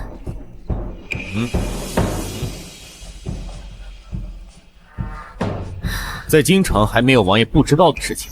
世子妃，这是王爷让我交给你的东西，如果遇到危险就打开它，不出半刻，内宇卫军便会到达。那就替我多谢你家王爷。在下告辞。娘姐，我们成功了！多亏了我们小道士神机妙算。嘿，娘姐，你看这布做裙罩肯定非常的好看，师傅肯定会喜欢的。确实好看。夫人，我们这些布啊，可都是绣坊定制的，独一份的东西。过了这村儿，那可能就没有这店了啊。确实好看，包起来吧。好嘞。夫人您拿好。哎呀，安安，你拿得动吗？娘亲，你不要小看安安哦，安安天天跟着祖父练剑，厉害着呢。是吗？那我们安安可是大力士呢。那以后所有的东西都要交给大力士来拿。好。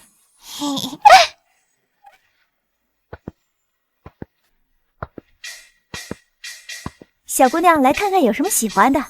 老板，这个多少钱？5两银子，这个簪子就这么一只了，我给你打个折，3两。要不要你娘亲买给你？我不用我娘亲出钱，安安有钱。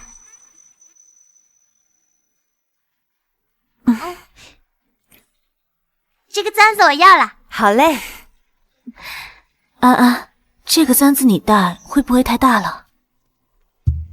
安安戴当然会戴，安安是买给娘亲的。买给我的？夫人可真是好福气，有这么贴心的女儿。那当然，我娘可是这个世界上最好的娘呢。我们安安也是世界上最好的女儿。那世界上最好的娘亲能给世界上最好的女儿买一个糖人吗？那不行，你今天已经吃过糖葫芦了。哼，娘亲小气鬼。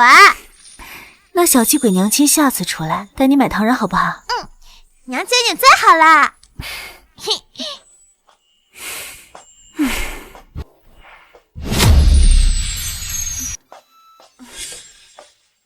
真晦气，怎么又碰到他了？站住！都什么时候了才回来？侯府的规矩都不要了是吗？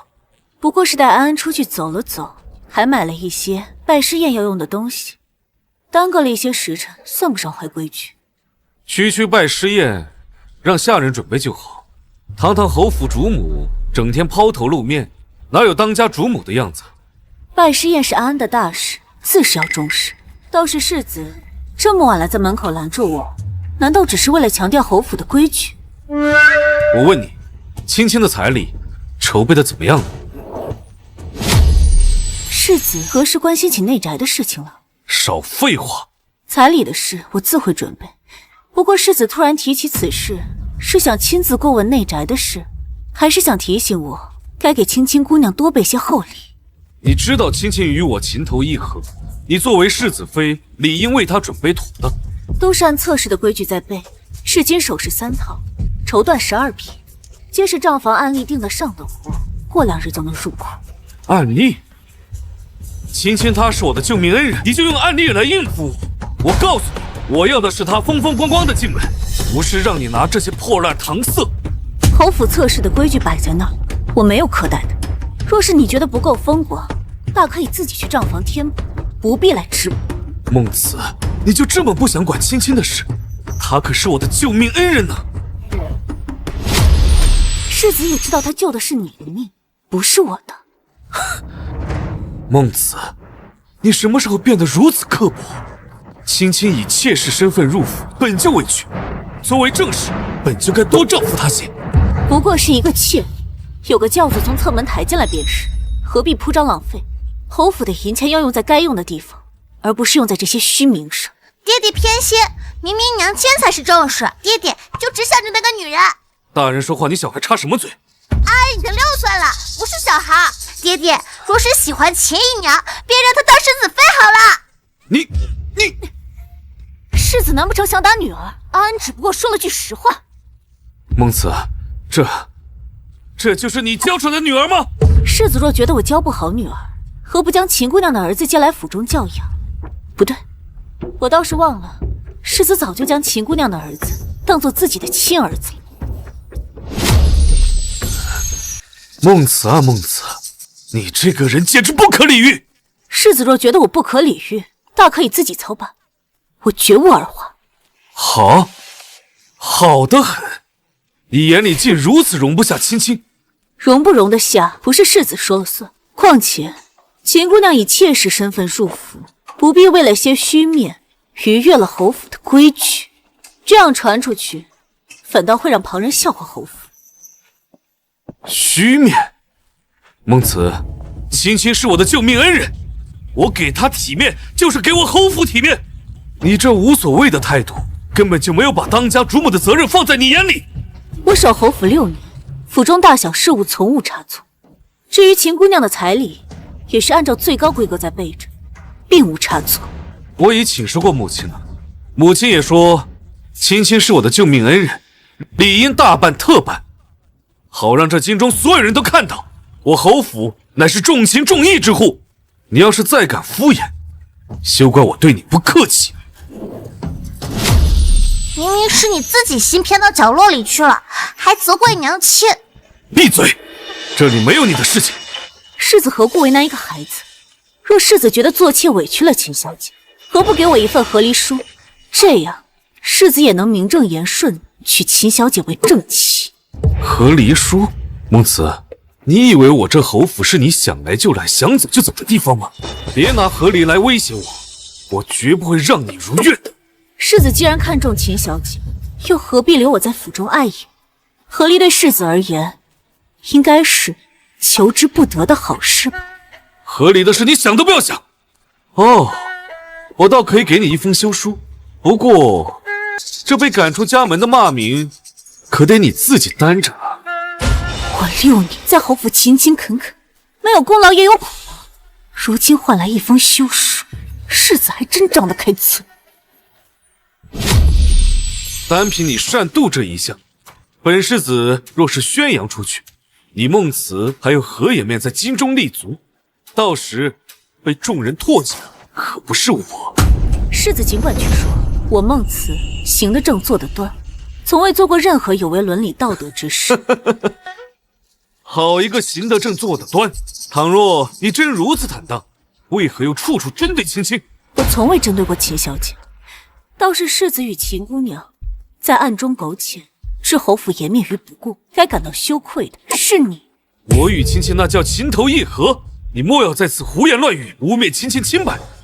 是否污蔑，世子心中应该最清楚。毕竟当日在赏花宴上，全京城的妇人可都瞧见世子与秦姑娘做行苟且之事。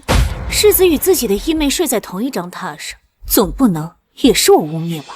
当日之事对青青而言本就是意外，你莫要拿此事做文章，败坏青青的名声。世子既然知道会败坏名声，又为何要做出那等不知廉耻之事？如今倒是来指责我败坏他的名声。你简直是不可理喻！我倒要看看，没了我的支持，你们在这侯府能过成什么样？世子大可放心，尽管没了世子，我和安安也能过得很好。世子倒不如想想，现在满城的流言蜚语，你的青青该如何自处？你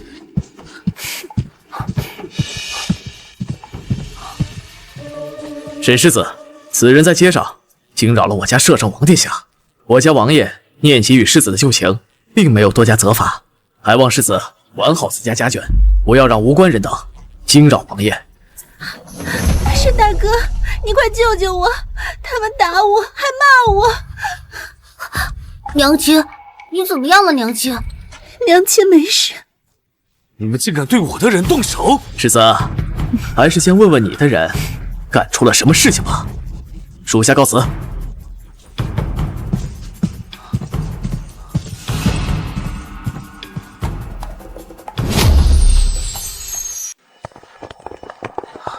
沈大哥，都是他，是孟夫人。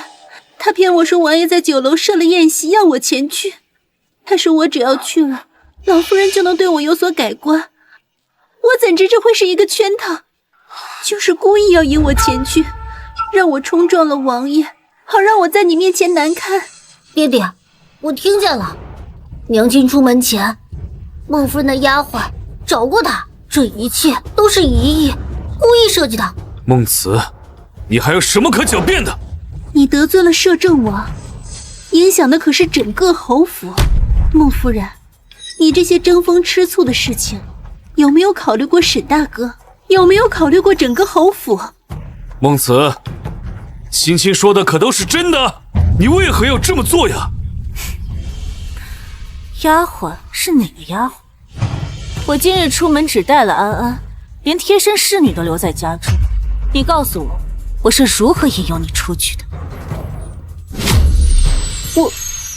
我自然是听侯府的下人们说的，他们说你前去，我只是想着你可能缺一些帮手，我才跟过去的。我倒是不知道侯府哪个下人敢擅自议论主子的去向，不如秦小姐帮我找出来，也是为侯府整治风气。还有一事，我想问问世子，秦小姐未过门，依旧是侯府的义女，是又如何？未出阁的女子出门，需经老夫人或我同意，还必须有仆从跟随。她今日带家和私自外出，世子你可知道是谁给的出门令牌？我怎么知道？爹爹肯定知道。我记得上次秦娘偷偷溜出去买胭脂，用的就是爹爹的令牌。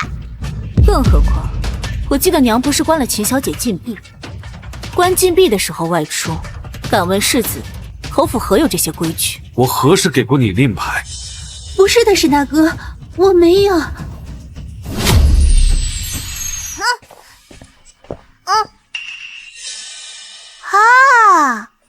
这不是爹爹的令牌吗？秦娘偷东西可不是好孩子啊！沈大哥，我只是听了嘉禾说外面热闹，想出去看看。这令牌是我从你书房里顺出来的，我不是故意的，我不知道会冲撞王爷。从我书房里顺的？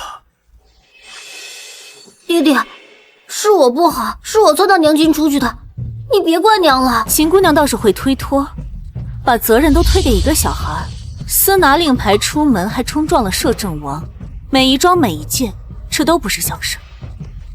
你怎么这么不懂事啊？沈大哥，我真的不是故意的，我只是想出去跟老夫人买些礼品，让老夫人对我的态度好一点。世子倒不如想一想，如今该怎么给王爷一个交代。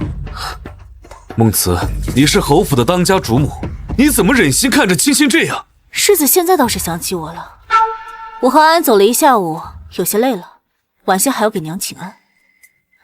走。孟慈，你沈儿，我求你救救我！我在京城无依无靠，我没有别的亲人能帮我了。这可是摄政王，传闻他心情阴晴不定，心狠手辣，如今这般，想要平息绝非易事。沈儿，那你还是让我走吧，我不能连累侯府，我不怕死。若是摄政王降罪，还请你帮我护好嘉禾。爹爹，娘亲也是为了给祖母尽孝才出去的，你别怪娘好不好？好不好？沈儿，其实这些都是世子妃的错，如若不是她，我又怎会冲撞了王爷，落到如此境地？事已至此，说什么也没有用了。你们快起来，你先带着孩子回府，切莫再惹是生非，此事我自会处理。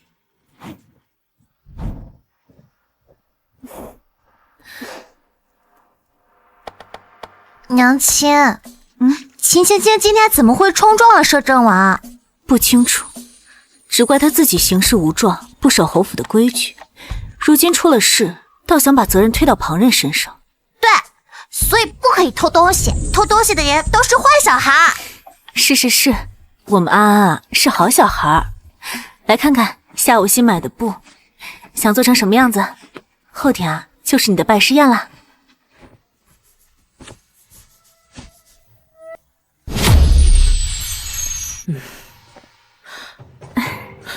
孟氏，我把安安的拜师宴交给你操办，你就这样糊弄我？儿媳不敢。安安能拜逍遥大师为师，是我们侯府的荣耀。我之前就跟你说过，要办得得体大方。你就这样寒酸的排场来应付，旁人知道了会说我们侯府小气。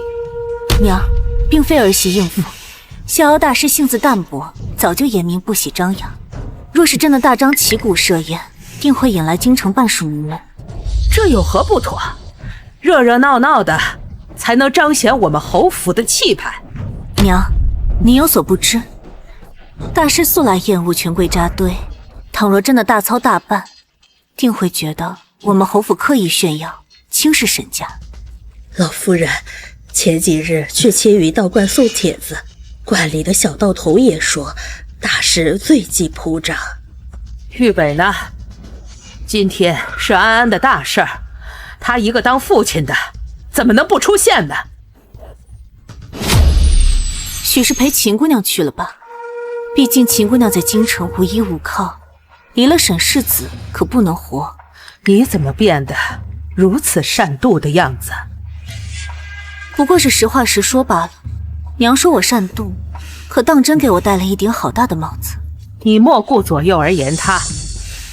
今天安安拜师才是正事，瞧你安排的这些事情，哪有半点重视的样子？娘，安安的拜师宴我自是重视的，只是依着大师的喜好来安排。这就是你所说的重视？清汤洗面，说出去丢侯府的脸。你孟家小门小户上不了台面，可你在我侯府待这么多年，连宴席这点东西你都没学会。沈大哥，这事就别怪孟姐姐了，她呀，可能只是想为侯府节省一些开支吧。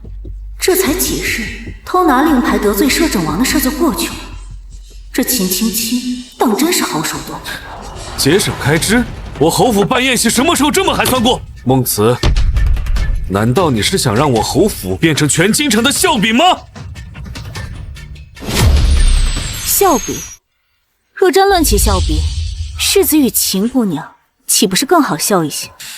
你不要在这里血口喷人！血口喷人？世子与秦姑娘在赏花宴上做的那些事，全京城的人可都看得清清楚楚。难道这也是我编造的不成？你，史大哥，你快看孟姐姐，她就是故意针对我，想让我在侯府待不下去。秦青青，你无美苟合，爬上自己义兄的床，难道这些事情也是我故意针对你？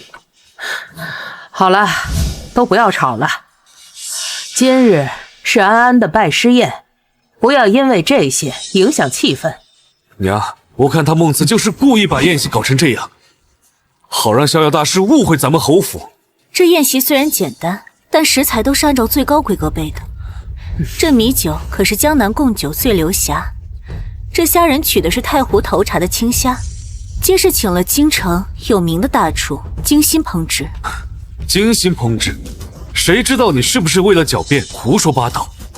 逍遥大师到！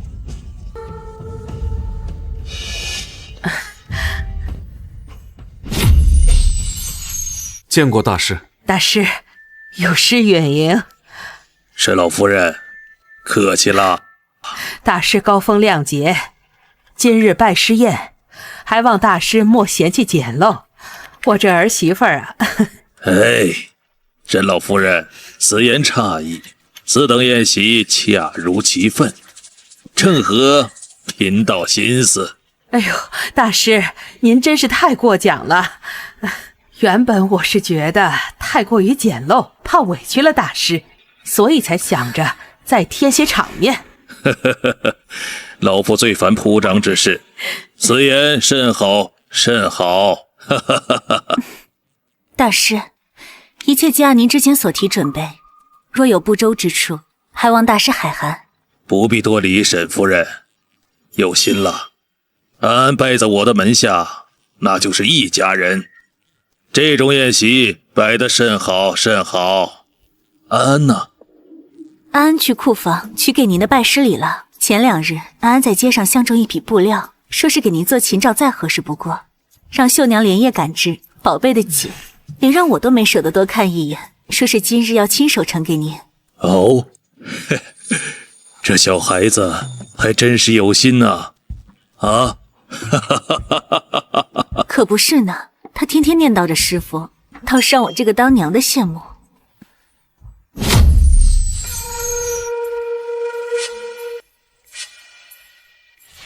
库房里这么多东西，让我怎么找呢？让小桃姐姐放到库房了呀？怎么找不到？应该昨天就找出来的。师傅该等急了。从回到侯府开始，我所有的机缘都被这个小孩给破坏掉了，这绝对有问题。难不成他也是传来的？这也没有，到底在哪儿啊？不管你是不是传来的，敢挡我的路，我都不会放过你的。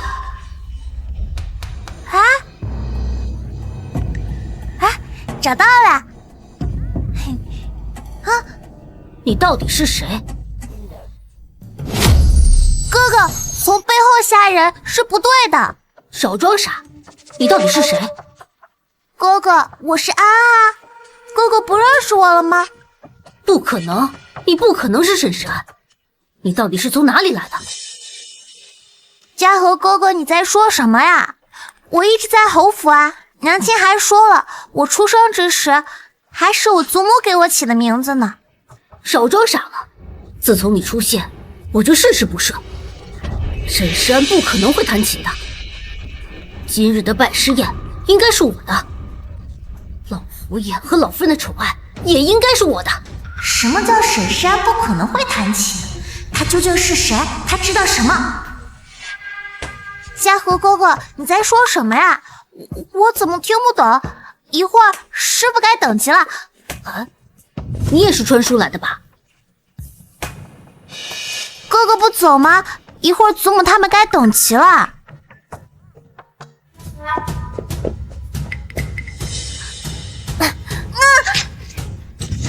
这库房年久失修，这货架怎么也倒了？安妹妹，你别着急，我这就找人去救你。传书？难不成秦家和不是这个世界的人？怪不得这一世很多事情与上辈子完全不同。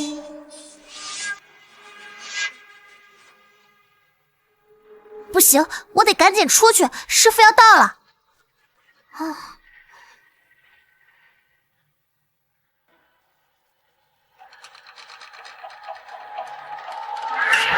还好一直带在身上。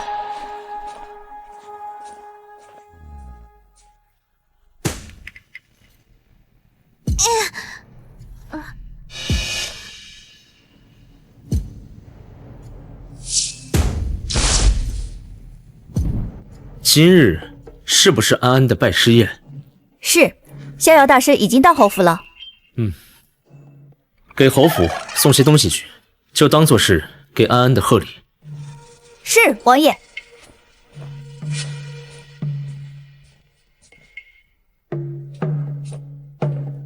王爷，安安小姐出事了。怎么回事？刚刚收到安安小姐发的信号，看位置是在侯府。贝莽，去侯府。是。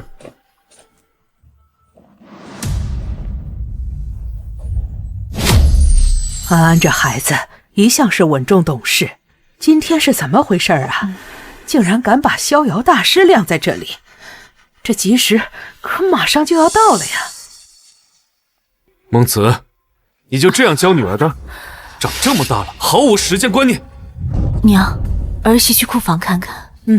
莫不是出了什么意外？在这侯府能出什么意外呢？我看呀，就是这小孩子贪玩，忘了时间吧。妹妹一向受宠，肆无忌惮惯了，大师不要在意。哼，我看都是你惯的，现在简直无法无天。安一向乖巧，定不会误了时辰的。姐姐，你这话说的可就不对了。这小孩子贪玩，总会误了时辰的时候。再说了，这安安还小，恐怕呀还不懂得这拜师宴的重要性。姐姐回头可得好好的教一教，莫要传出去说我们侯府不懂规矩。你一个未过门的妾，出席这种场合才是坏了侯府的规矩。大师，这吉时已经要过了，安安还迟迟未到，我看不会是他仗着自己有些天赋，就不把您放在心上吧？果真如此吗？大师，安安的品行您也是知道的，定不会做出这种事情来。来人，去找找小小姐。是。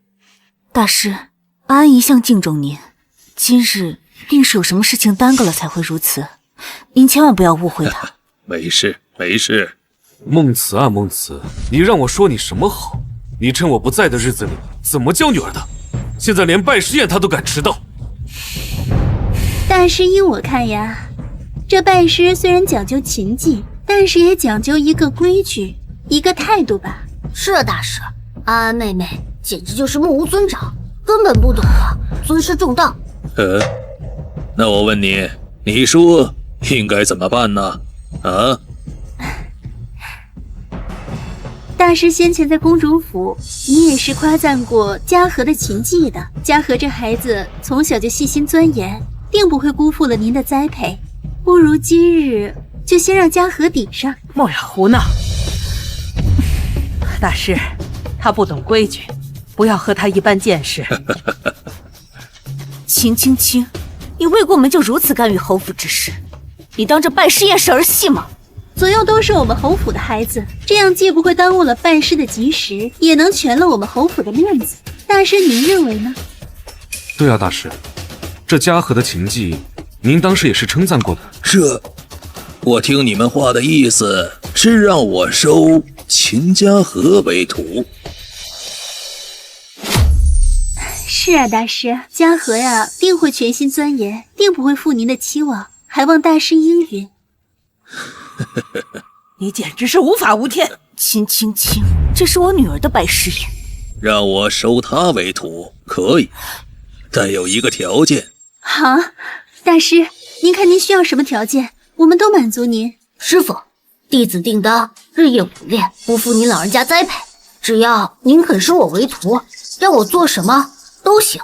条件不高，要让我收你为徒，那倒不如撞死投胎来得更快。大师，您这话是？当日在长公主府，我是给了她面子，没想到你倒如此自信。大师，您不能……看来我的话说的还不够清楚。秦嘉禾和安安，这是云泥之别，老夫的徒弟只有安安。可这安安如今还未到啊！这拜师宴仅仅是走一个过场，老夫一早就已经把信物给了安安，安安才是我的徒弟。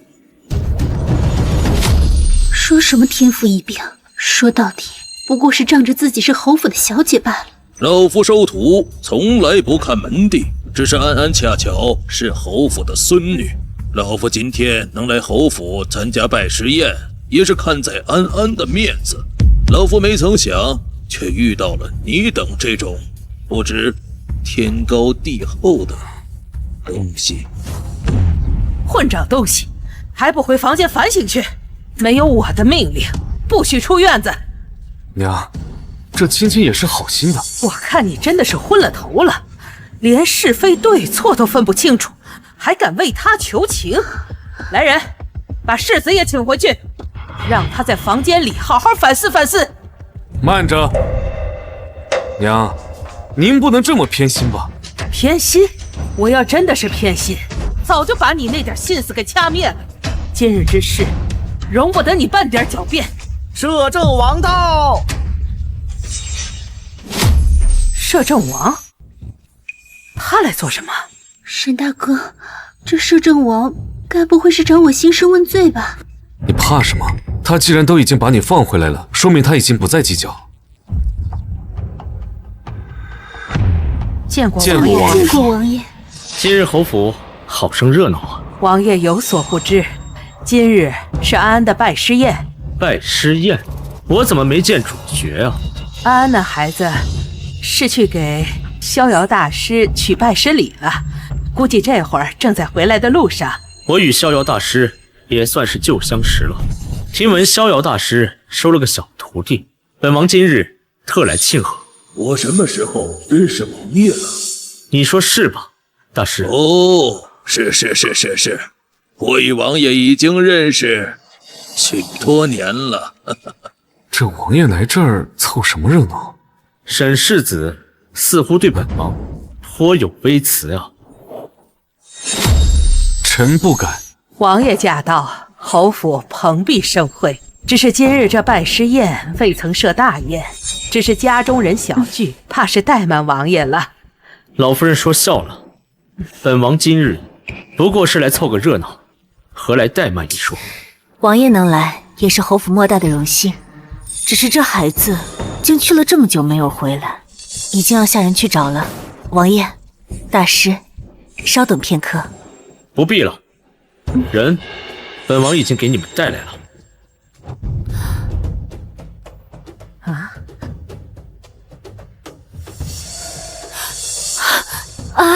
你去哪里了？怎么弄得如此狼狈？娘亲，我还以为再也见不到你了。怎么回事啊？祖母，好害怕，不敢说。有祖母在，你说。乖徒儿，别怕，有为师在，为师给你做主。嘉禾哥哥，你不是说去找人了吗？你怎么还没回来？嘉禾，怎么回事？什么找人？祖母，是嘉禾哥哥，他把货架推倒，堵住了门。他还说要找人救我，我走不出去，我很害怕。你胡说！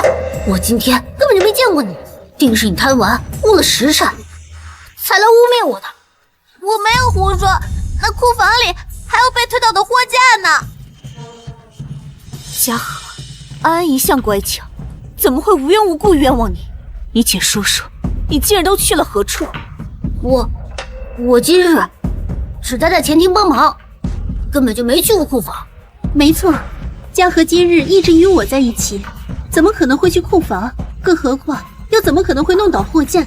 一定是这个小丫头贪玩，污蔑我们嘉禾。说不定是你贪玩碰倒货架，现在还来污蔑我。哥哥既然说你没去过库房，那库房地上为什么会有嘉禾哥哥的手帕呢？嘉禾，你还有什么话说？这手帕也不知是你从何处捡来的，故意污蔑我们嘉禾吧？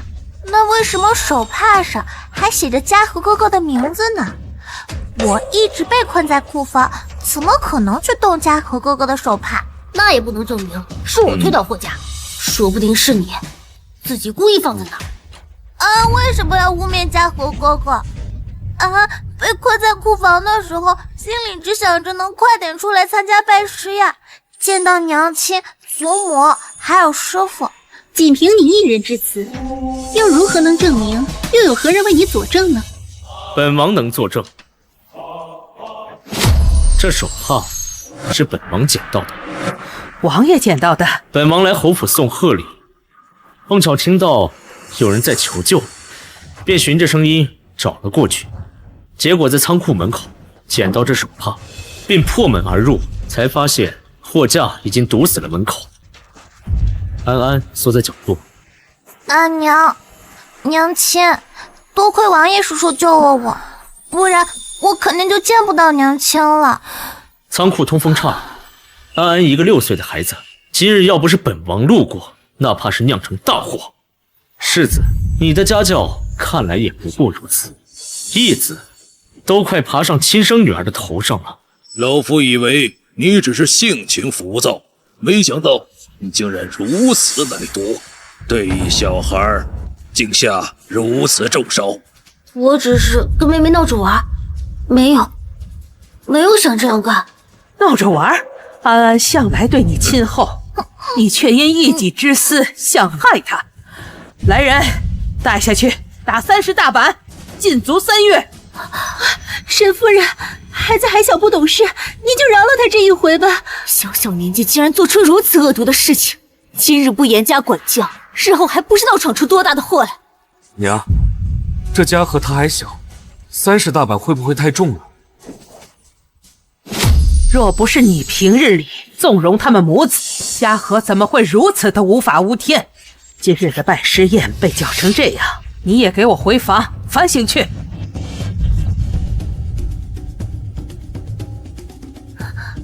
还愣着干什么？把他拖下去！祖母，饶了我吧，饶了我吧，我知道错了。嘉禾，祖母，乖徒弟，不要怕，有为师在，以后没有人敢欺负你了。哎，为师还等着你的拜师礼呢。哈哈哈哈。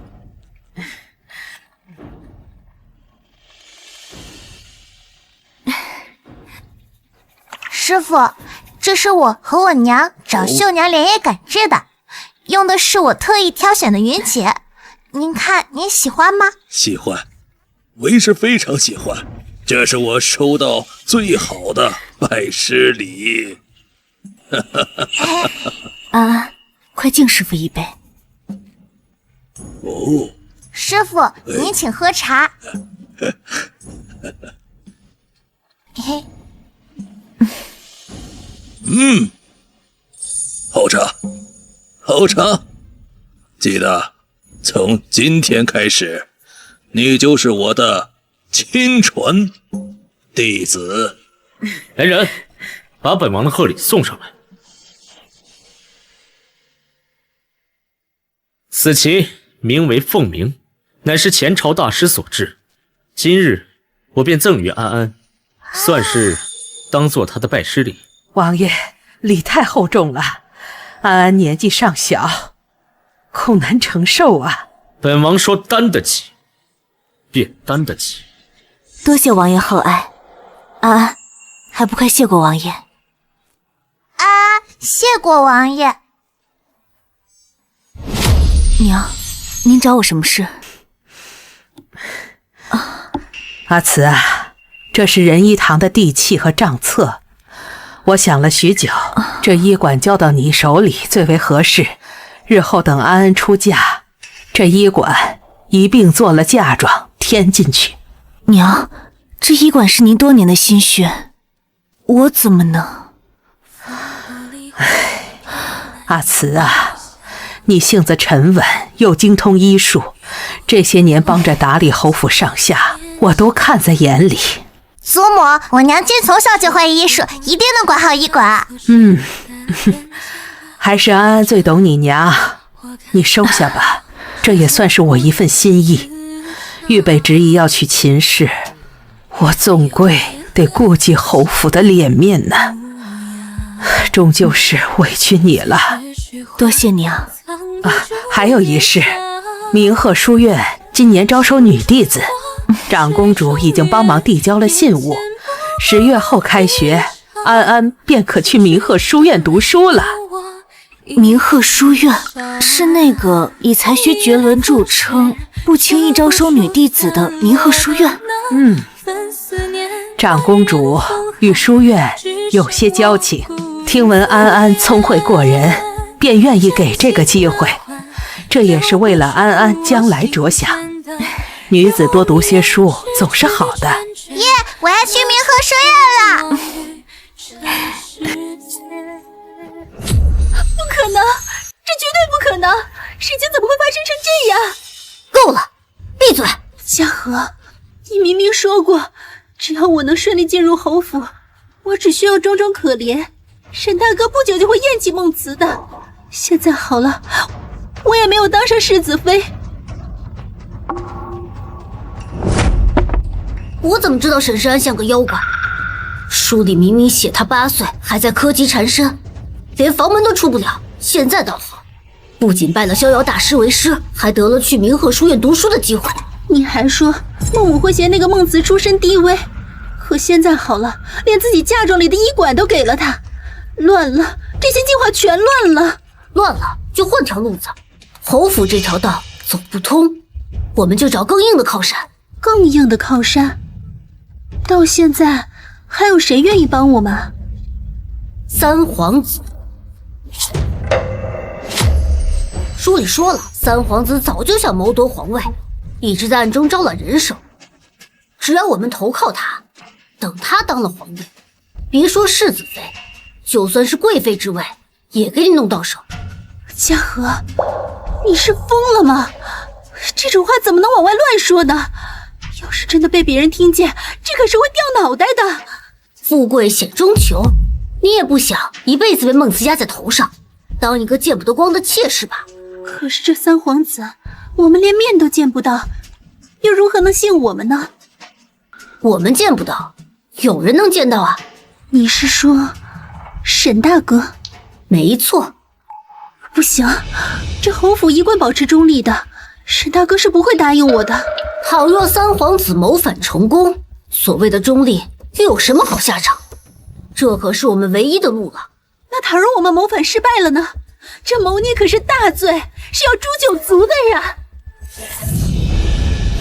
你怎么如此胆小？书里说了，最后登基的就是三皇子，那他就一定能成功。爹爹最信任你，只要你说，他一定会去做的。不行不行，我们就没有筹码，拿什么去说服三皇子？紫药粉下入护城河中，能伪造瘟疫的情景，到时候整个京城都会陷入混乱。三皇子趁乱登上皇位，平定瘟疫，拯救百姓。不行不行，这太疯狂了！你是说你要制造一场瘟疫？那可是会害死很多人的。怕什么？书里写过，三皇子就是靠着这场瘟疫收买人心，最后登上皇位的。我们只是帮他提前一步而已。不行不行，你太疯狂了，我不能这么做。万一要是控制不住的话，既然我能拿出制造瘟疫的药方，那就一定有解药。只要我们将药粉下入护城河上面，等瘟疫爆发时，三皇子已经带着兵马去控制京城，分发解药。到时候，所有的百姓都会感恩三皇子，将他视为救命恩人。三皇子还愁得不到民心吗？而你我就是助他登基的大功臣，这荣华富贵还不是唾手可得？不行，这也太可怕了，到时候如果被发现，我们可都会死的。现在后悔已经晚了，我们没有回头路了。你也不想一辈子被人踩在脚下。那沈大哥他……沈玉北等三皇子掌控大局，他若听话，便让他当个闲散侯爷；若不听话，便说他勾结逆党，一并处决。这沈大哥到底也对我不薄？对你不薄，他若真对你好，会让你一直当个见不得光的妾室，会让你我在侯府处处受制。现在机会就在眼前，只要我们成功，你想要的一切都能得到。那我们该怎么做？明日你找个机会接近沈玉北，借助他的名义出府，去见三皇子的人，把药粉和解药的事情都告诉他，就说我们愿意助他一臂之力。可如果这沈玉北问起来，我又该如何跟他解释？你就说是为了侯府的未来，为了让他更上一层楼。他若真为侯府着想，定会帮你这个忙。好，那我可以试试。但是江河，你要向我保证，一定会有瘟疫的解药，不能真的让这个瘟疫蔓延开来，害死外面的无辜百姓。哎，知道了知道了，你只管做好你的事，解药的事情我自有安排。记住，此事千万不能泄露半分，否则我们都得完蛋。好，我记住了。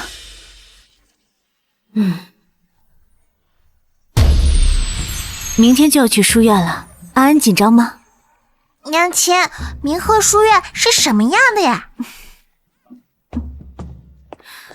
世子怎会来我房中？我听闻你连日为医馆奔波，晚上还有合帐，我特地让厨房炖了参汤，给你补补身子。多谢世子关心，我身子已无碍，参汤还是世子留着吧。阿慈，前些日子是我不好，让你受委屈了。世子回家这么久，还是第一次踏足我院中，想必不只是为了送人参来的，有话不妨直说。好，既然你这么直接，那我也不绕弯子了。这仁医堂交到你手上，你经验不足，秦青青自幼随父行医，对医馆的事情颇为熟悉。我想让他去医堂馆帮忙，好让你轻松些。世子倒是考虑的周全，只是这仁医堂如今交到我手上，该如何打理，我自有分寸，不必世子操心。这青青比你更懂药理，让她打理也好让你轻松些。更何况你们马上要成为一家人，这医馆在谁手上不都一样吗？交给他，世子怕不是忘了，这医馆是娘亲手交给我的。娘那边我自会去说，你既要操持侯府中馈，又要照顾安安，何必为了一间医馆劳心呢？我自幼跟着母亲学医，打理医馆的本事未必比秦姑娘差。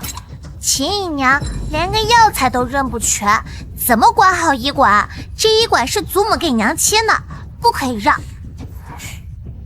安安，你一个女子占着鹤鸣书院的名额本就不妥，现在还在这儿为你娘强词夺理。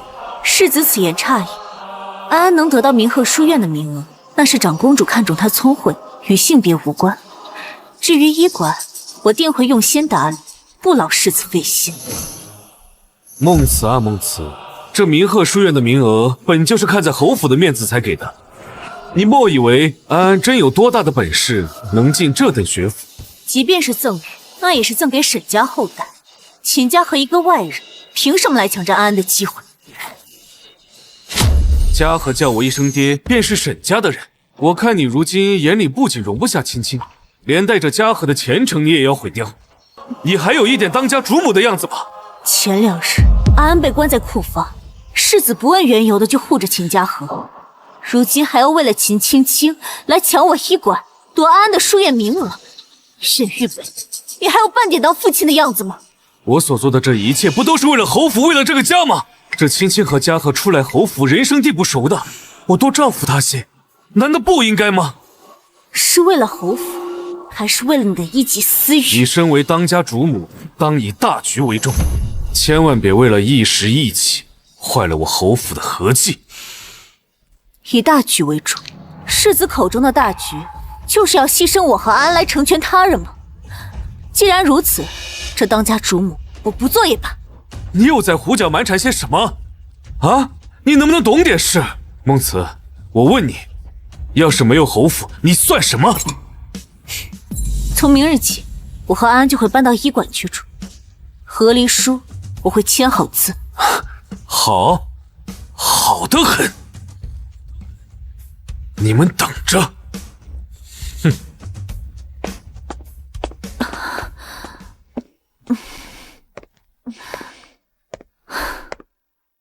娘亲，不要难过。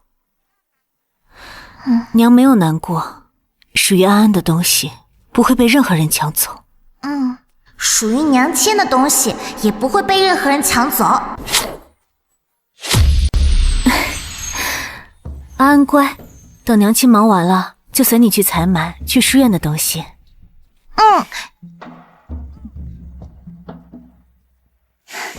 安小姐，孟夫人，你们来了。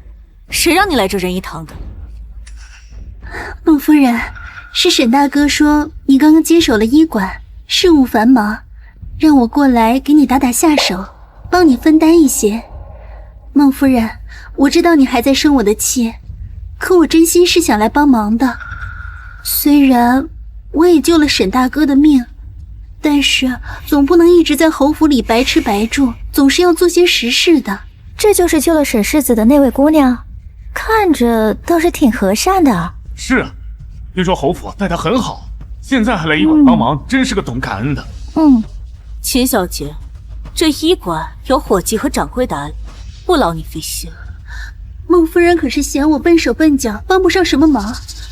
青青自知出身微贱，可是青青是真的来帮忙的，绝对没有别的意思。这侯府夫人怎么如此咄咄逼人？对呀，不必多说，你若真想留下，便只在柜台里取药便是。多谢孟夫人，我一定会认真帮忙，绝不添乱。安安乖，娘亲去核对完账目就来找你。娘亲放心，我绝对不会乱跑。掌柜，这当归不对劲啊，颜色发黑，还带着霉味，跟咱们平时的根本不一样。瞎嚷嚷什么呀？这不过是受潮了，晒晒就能用，哪那么多讲究啊？这一批定价便宜，能省不少钱。师傅说过，这药材泡制差了会影响药效，严重的还会害人。前几日李阿婆喝了那个寿潮甘草煮的药水，这咳嗽反而还严重了。你个毛孩子懂什么呀？那李阿婆是年纪大了，跟这药材有什么关系？你再啰嗦，就把你送回乡下去。秦小姐，您怎么来了？是不是又缺什么药材了？哟，秦小姐，您怎么来了？是不是又缺什么药材了？我方才听见外面有些争吵，就进来看看。这可是世子爷的救命恩人，千万不能得罪。哦，没什么，就这孩子不懂事儿，把弄潮了药材当成坏的，我这教育他呢。秦小姐，这药材真有问题，您看着没点？不过是沾了点霉气，多晒晒就好了。小石头，别怪我没说你，这做事吧，有时候不能这么较真。这开医馆跟过日子那是一样的，都得省着点，要不这银子不都白白花出去了。可这是会害人的呀。小石头，你年纪还小，不太懂事，我看你是有点分不清轻重。这孙掌柜可是我们这儿的老管事，难不成还能害外面那些病患？这仁医堂我也是能做得了一些主的，你要是再敢胡言乱语，别怪我把你给赶出去。听到秦小姐的话了吗？赶紧把这些都收拾好。秦小姐，库房脏乱，这些粗活就交给这些下人做就行了。您要是沾上灰，那是世子该心疼了不是？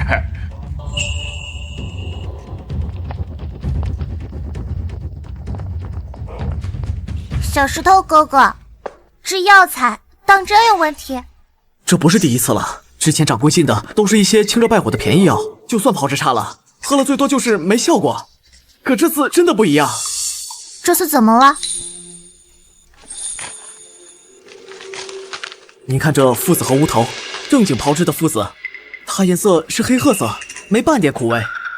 可这包发苦还泛白，分明是没煮透。还有这乌头去毒步骤省了3道，要是抓给患者，轻则呕吐，重则是要出人命的。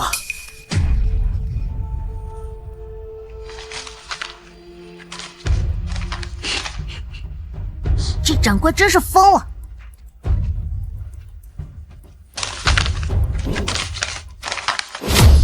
怎么会这样？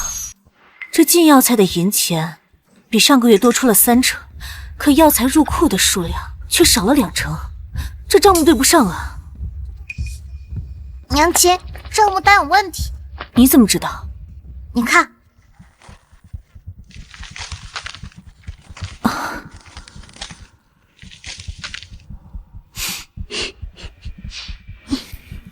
把孙掌柜喊来。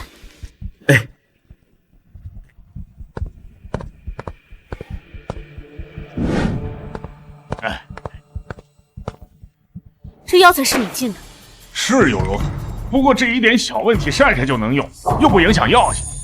小问题？这附子没有煮透，这乌头没有去毒，这是在害命！你拿着百姓的命换人气，你还有脸说这是小问题？夫人，我在侯府当差10年，这药材的事儿我自有分寸。你有什么分寸？这些都是活生生的人命。这仁义堂是娘亲手交给我的，我有权处理这里的一切。孙掌柜，你被辞退了，现在立刻收拾东西离开。哼！你敢，我就告诉老夫人。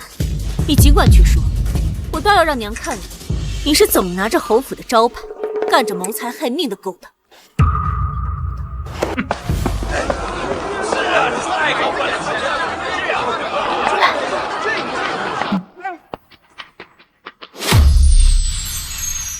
大夫，大夫，快救救我爹！脉象紊乱，气息微弱，可是症状？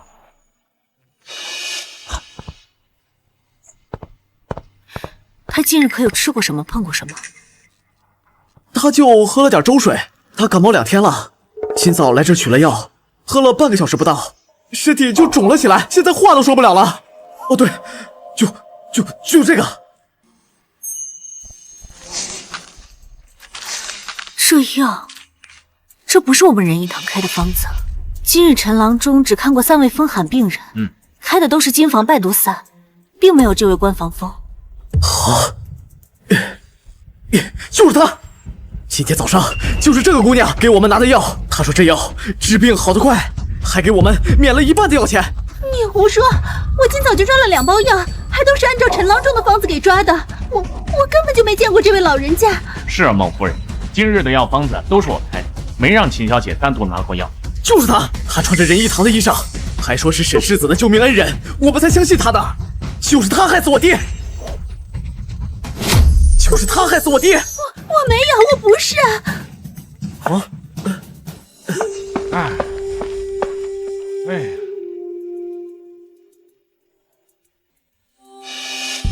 这是典型的过敏症状，看这反应应该是伞形科药材过敏。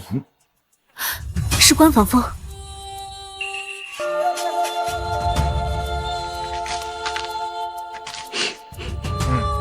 错，是关防风。怕是抓药的人不清楚，黄芪和关防风是药天赋易引起过敏。我真的没有拿错药，今天早上陈郎中开的方子，我可都是按着抓的。这黄芪和关防风，我都细细的分辨过。姑娘，黄芪和关防风虽然形似，但气味迥异，常抓药的人怎能辨识不清？再者，仁义堂的药柜都标着药名呢，即便是新的学徒，也很难抓错。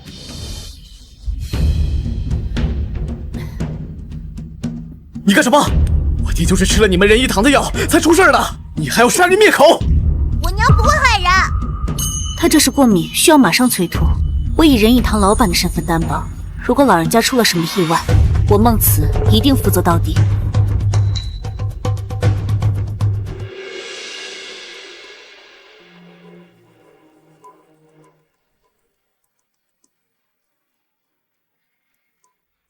端碗温水来。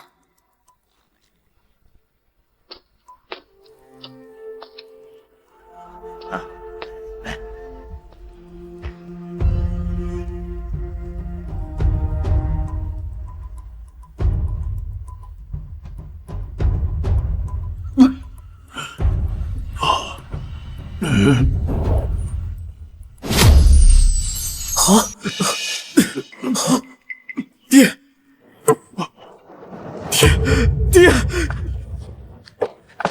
都是你们害了我爹，我要跟你们同归于尽！让我，爹，你感觉怎么样？就是还有点晕。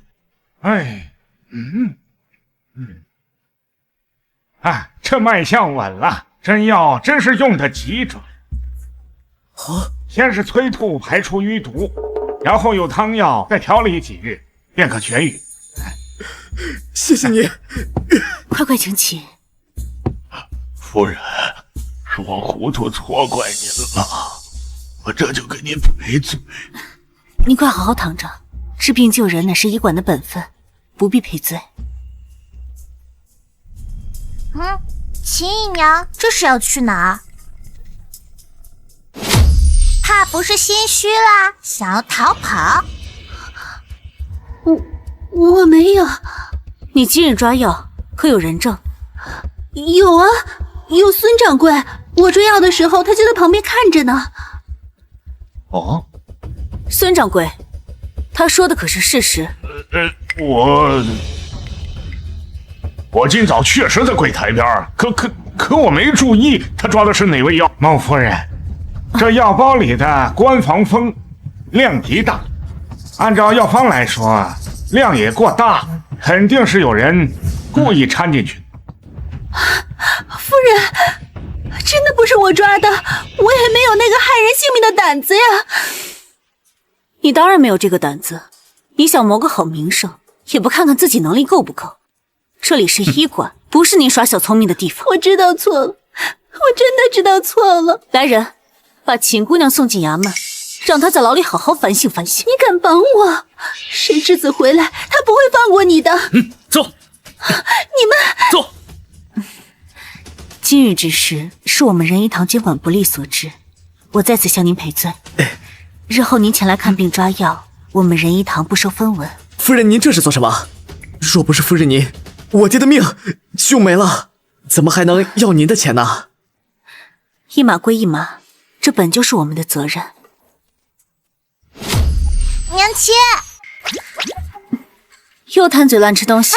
娘亲，我没吃。学堂作业有没有完成？都做好了，夫子还夸我文章写得好。王爷今日怎么有空来我医馆？京城出事了，你们现在收拾东西，跟着墨云走，先去别院暂避风头。是出什么事了？这么紧急？城南出现一群人，轻则发烧，重则昏迷不醒，已经好几户人家遭了殃。太医院查不出病因，只说可能是食疫。你们留在京城，我不放心。不，我不能走。现在不是任性的时候，本王自会安排好一切，不会让侯府起疑的。我母亲留给了我一本医书，里面记载了许多疑难杂症的诊治方法，说不定对这食疫有用。况且我若走了，这些病人怎么办？可你留下来，我不放心。我本是医者，本就该以救死扶伤为己任。我只有一个请求，帮我保护好安安。不，我也不走，我要和娘在一起。小小姐得罪了。你放开我，我要我娘！你放开我！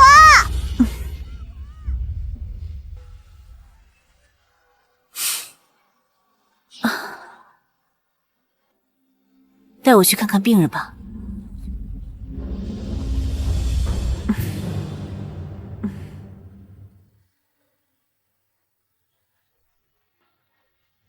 可看出什么了？这不像是食疫，更像是中毒。对，没错，更像是中毒。这是一种极为罕见的毒药，中毒之人不会马上毙命，但是会像食疫一样发热、呕吐，直至昏迷。可有医治的办法？我母亲给我的医书上有记载此毒的解法，行的药材都够，只是有一味积雪草不够。喂，墨雨，你即刻带人去搜罗全城的积雪草，交由仁医堂。是。倘若真是下毒，这京城怕是要乱啊！你等专心研制解药，其他事交给本王。有王爷在，不必惊慌，不会有问题的。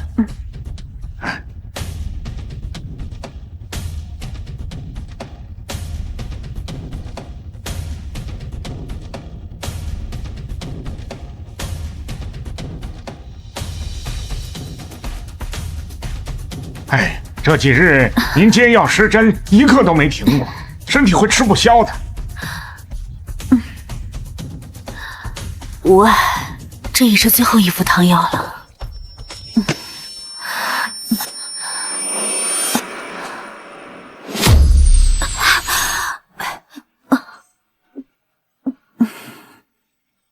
王爷，一切都结束了，可有查到是谁？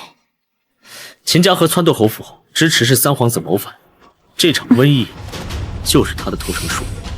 秦家河和三皇子已当场毙命，沈家全族贬为庶人，流放3000里。那我的安安，我让他签了一份断亲书，从今往后，安安和侯府再无任何瓜葛。和离书，沈玉北竟然真的答应了。他没得选，不过他向我提了一个要求。什么要求？秦青青还没过门，义女的身份也没上族谱。沈玉北求我要将秦青青带走。他倒是情根深重。